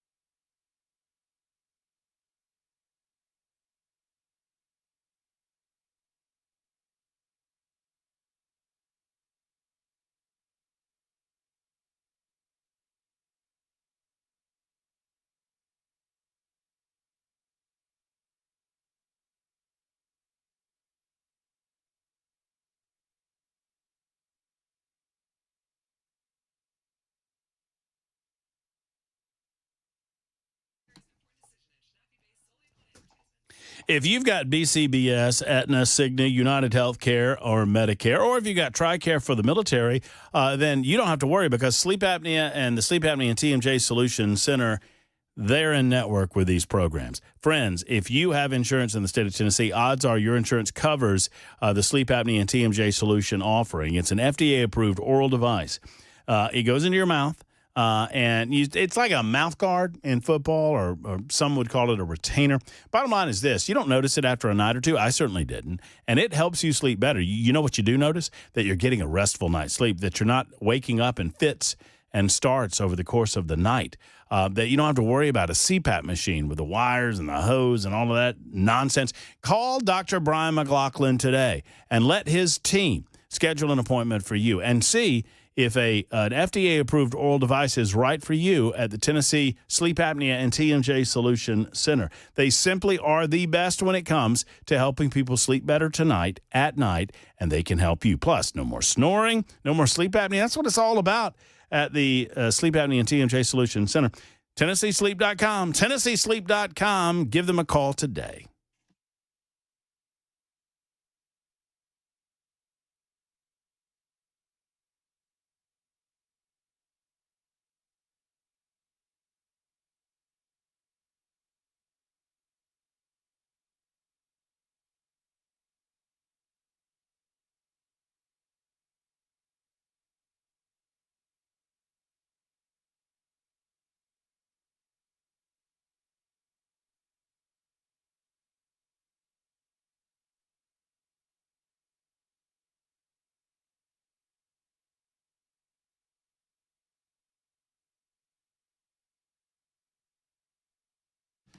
Apparently, California has decided to hold closed-door cooperation talks with China. That's not going to end well. I've got an interesting story, a story that almost became my Ninkapoops story for today. It's also out of Alabama. It does not involve my adopted hometown of Helena at the time. Lived in Helena for, the better part of 14, something like that. It's 14 years, 13 years. Something along those lines. We told you the story about the Waffle House dude. Well, now I've got a story about a political candidate that says you will call her doctor. Thank you very much. Doctor. Thank you very much. And she's not a medical doctor. There's no more insufferable human being than the human being that has a PhD and insists that you call them doctor. Y'all know what I'm talking about? And I'm not talking about people that deserve the honor, people that for example, Dr. Carol Swain has, I don't know how many PhDs. I mean, she's just such a learned person. But Carol Swain, I guarantee you, if she's in studio and she's been in on multiple occasions, if I called her Carol, she would not correct me. I mean, because she knows I have respect for her. She has respect for me. I'm talking about people that insist that you call them that. There are no more insufferable human beings on planet Earth than those people. I have the story coming up in just a moment. Plus, there was a city council meeting in which Nashvillians sounded off on the awful, horrible, mean-spirited, gross Immigration and Customs Enforcement Service. And according to the Tennessean, nobody in the public really seemed to care about the tax increases that Freddie O'Connell wants to propose. Nobody. I'll share the article with you and tell you how it is a lie, at least a lie by omission. That is on the way. It is 6:31 on Super Talk 99.7 WTN. Time for news.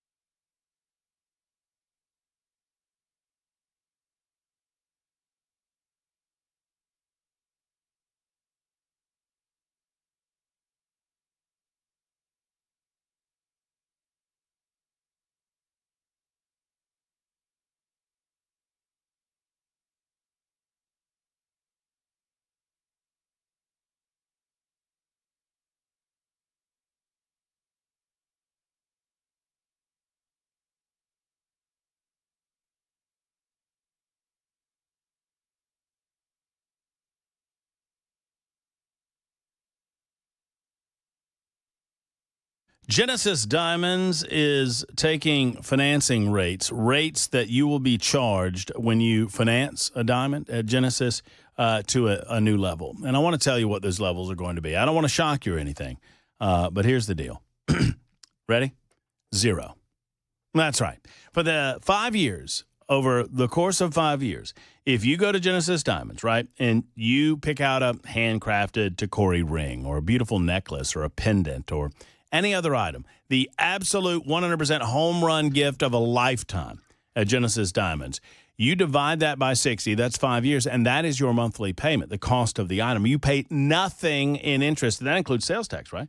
Pick up any item, pay 0 down, spread your payments over 5 years, even the sales tax. Friends, how about that amazing, for example, $3,000 home run pair of diamond stud earrings, just $50 a month. Luxury pre-owned Rolex watches are also included, so fellas, you're not excluded from this. Ladies, what about a Rolex? If your fellas talked about a Rolex in the past, you can get one and spread that financing over 5 years and have it ready for him, ready to go on Father's Day.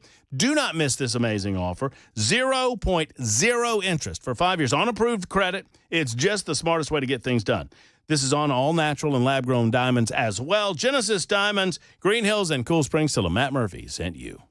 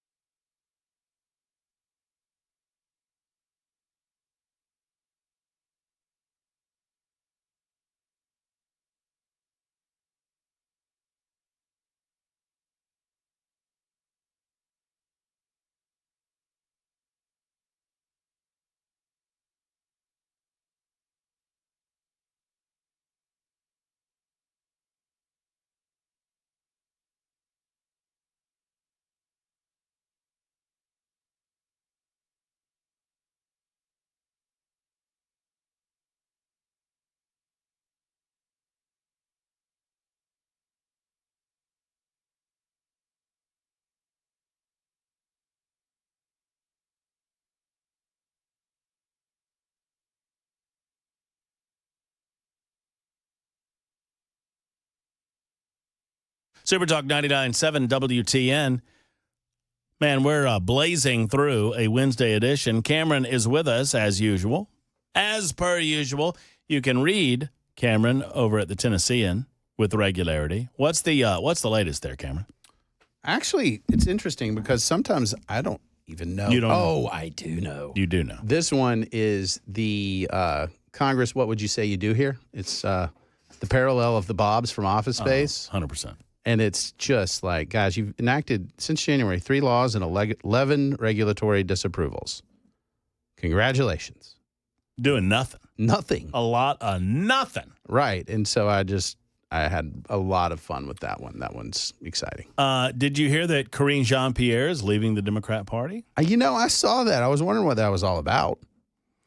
Well, she announced her official departure from the Democrat Party, adding that she will soon release a new book chronicling her experience with what she described as Joe Biden's, quote, broken administration. Oh, wow. I mean, so that's something that I want in my life, a person that lied to us for the better part of 3 years about his mental condition and mental state alone. Yeah. Why would I spend the $23.50 or whatever the hell it is? Because you want to see a dumpster fire. That's why. Well, a lot of people did it with Jake Tapper and that other Alex Thompson, that other fellow. In the meantime, I am here to congratulate. Hold on. I'm getting to you, Ernie. Don't worry. Let's congratulate Champlin Park out of Minnesota. Champlin Park just advanced to the Minnesota State Championship after defeating White Bear Lake 3-2 in female softball. You called it female softball. Oh, wait. Softball.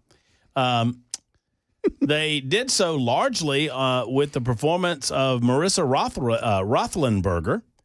Rothenberger, who pitched for 4 straight games and pitched 21 scoreless innings and also contributed at the plate with a hit and an RBI.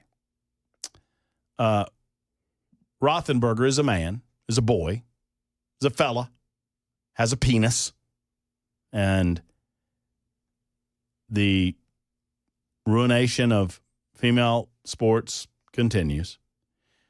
You don't have any girls, so it's more of a difficult question. Well, I don't have any kids. And Chris Webber has a son. But, I mean, I wonder what fathers and mothers are going to do when they're faced with that challenge. Because that has to be, I would think, a much more difficult question if you are faced with your kid's worked all year, your kid wants to advance in a swimming competition or softball or maybe an individual sport like tennis. And then they have to look across the court and see a biological male. And look, I don't know what's going on over there, but the system is not set up for this. It's not youth sports. Youth sports, you got a lot of, hey, girls will play with the boys, that sort of thing, because you know what? When you're pre-puberty, whatever, right? Mm-hmm. That just doesn't matter as much. Like, I mean, my boys have been on co-ed teams before and that sort of thing, because pre-puberty, actually, I've seen this actually with wrestling. There are some female wrestlers that wrestle boys who are really, really good. Mm-hmm. Then puberty hits. And you know what happens? They're not as good. Well, you're right. I mean, boys and girls are different. It is a massive biological difference. Their skill has not lessened at all. Biology just caught up with them. And that's just a reality. I don't know why this is so complicated, and we feel like we have to defend this, and some folks are like, well, you're bigoted, and you're this. And I'm like, no. This is just a reality, and I live in reality. Where do you live? Right. And what do? You compete in the arena of your biological sex at birth. Yeah. Right. Let's not be, well, what about people who are hermaphrodites? What about whatever? That's an edge case. We don't create policy based on edge cases. Like, then we say, okay, well, what are we closer to? And we do that, because this is not, we make this such a navel-gazing exercise. It's ridiculous.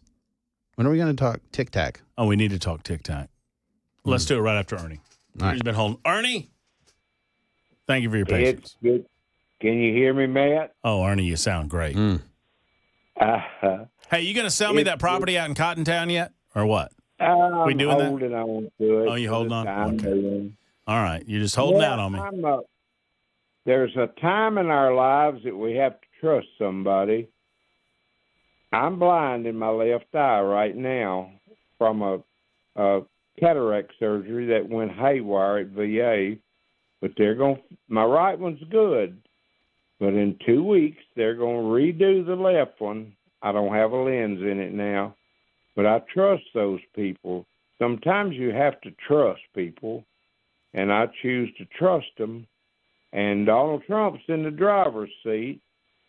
I remember as a young sprout, Timken, Bauer, roller bearings, it fit big trucks. They were made here. Now they're made in China.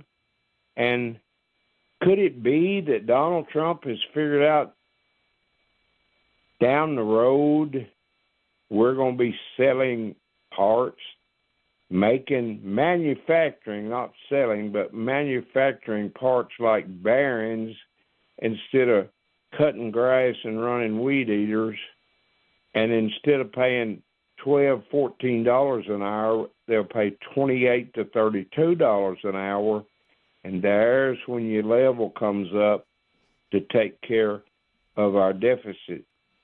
Won't that make a difference if we got to keep him in the driver's seat and let J.D. Vance put time? We don't have, but Ernie, I would say this. I don't believe that we have a revenue problem. We have a spending problem.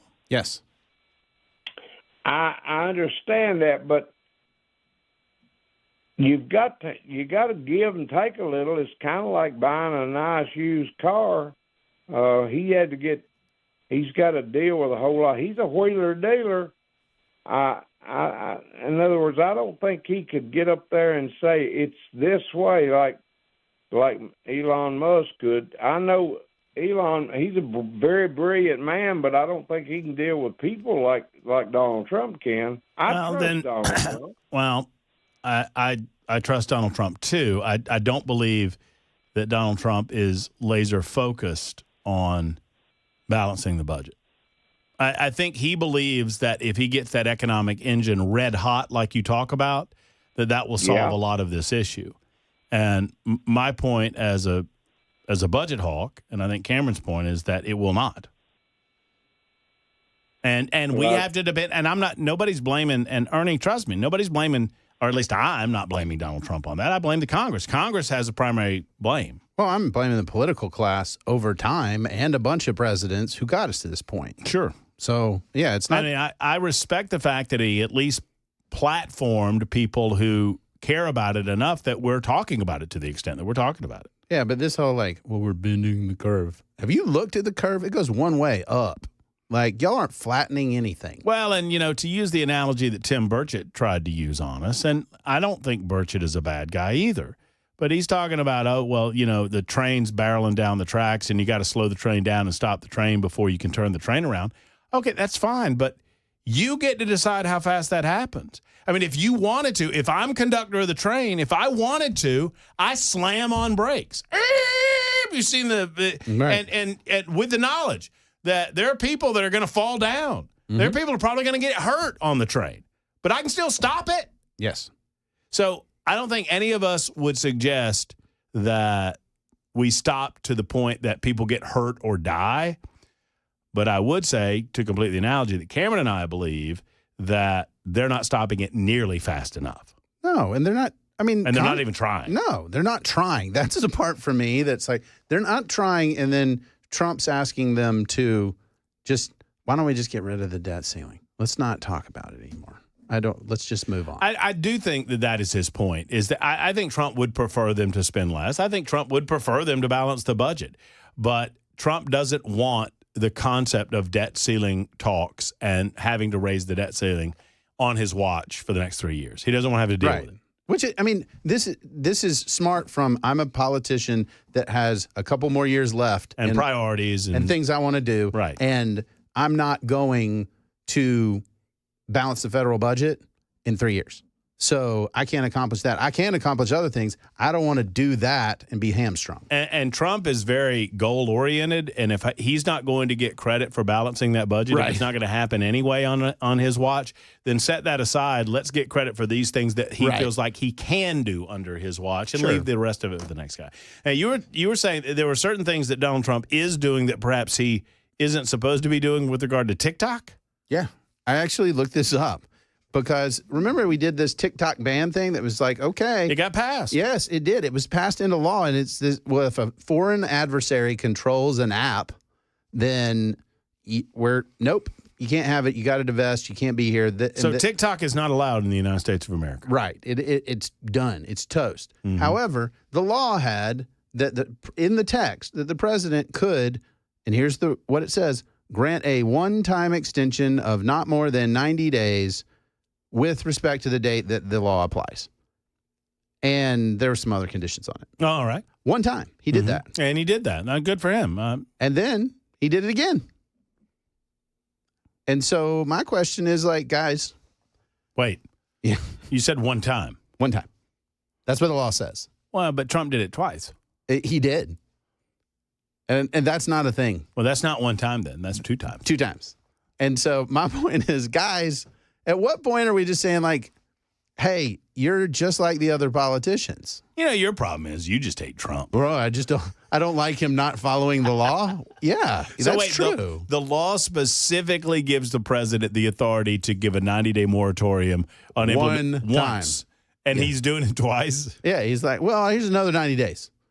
Based Why on is what? someone saying something about this? Because there's so many other things to talk about. And I'm like, guys, this is not confusing. I'm literally looking at the public law, what it says, and it is one time. All right, sure you're reading that properly. You reading that correctly? Yep. Grant a number one time extension of not more than 90 days. Well, I don't think you get it. Maybe there's some interpretation. It's like into one. It might mean two. You're playing checkers. My man's playing like 4D chess. 5D even. Come on, buddy. If we're not going to care about numbers, why not 37D? So TikTok why should basically... is no one saying anything about this? TikTok should be shut down because the people that are making money off TikTok want to keep making money off TikTok, and everybody else is not on TikTok. So what it's going to take is somebody's going to literally... And the Republicans aren't going to say anything against Donald Trump. Right. And literally somebody's going to have standing and sue the president and be like, I'll do it. You can't do this. What? It's against the law. I guess I need to get back on TikTok in order to have standing? Yes. You would like, as a parent, I might have standing to say that my kids should not have access to this. Because it's against the law and you've not complied with the law. But then and the reason why is I'm not going to take all that time and energy for something that should have happened anyway. And all the people that make money are going to spend their money trying to follow the law. So there you go. In the meantime, Donald Trump is banning travel from 12 different countries over what he says are security risks. We're seeing that breaking news as we get our way to 7 o'clock tonight. Luke, we'll try to get you in here. I promise I'll try. I'll do my best. It's 52 after the hour on Super Talk 99.7 WTN.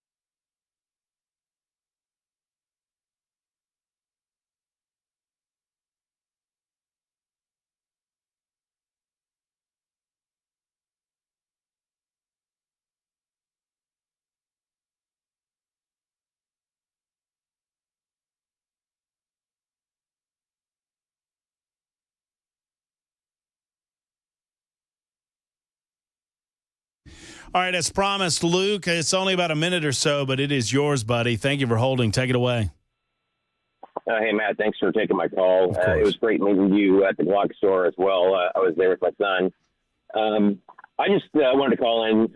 Ever since your conversation yesterday, I think you got the bad end of the deal, and you had a lot of people complaining about you being a downer and things like that. And I think this is it is the most important subject that we need to be talking about.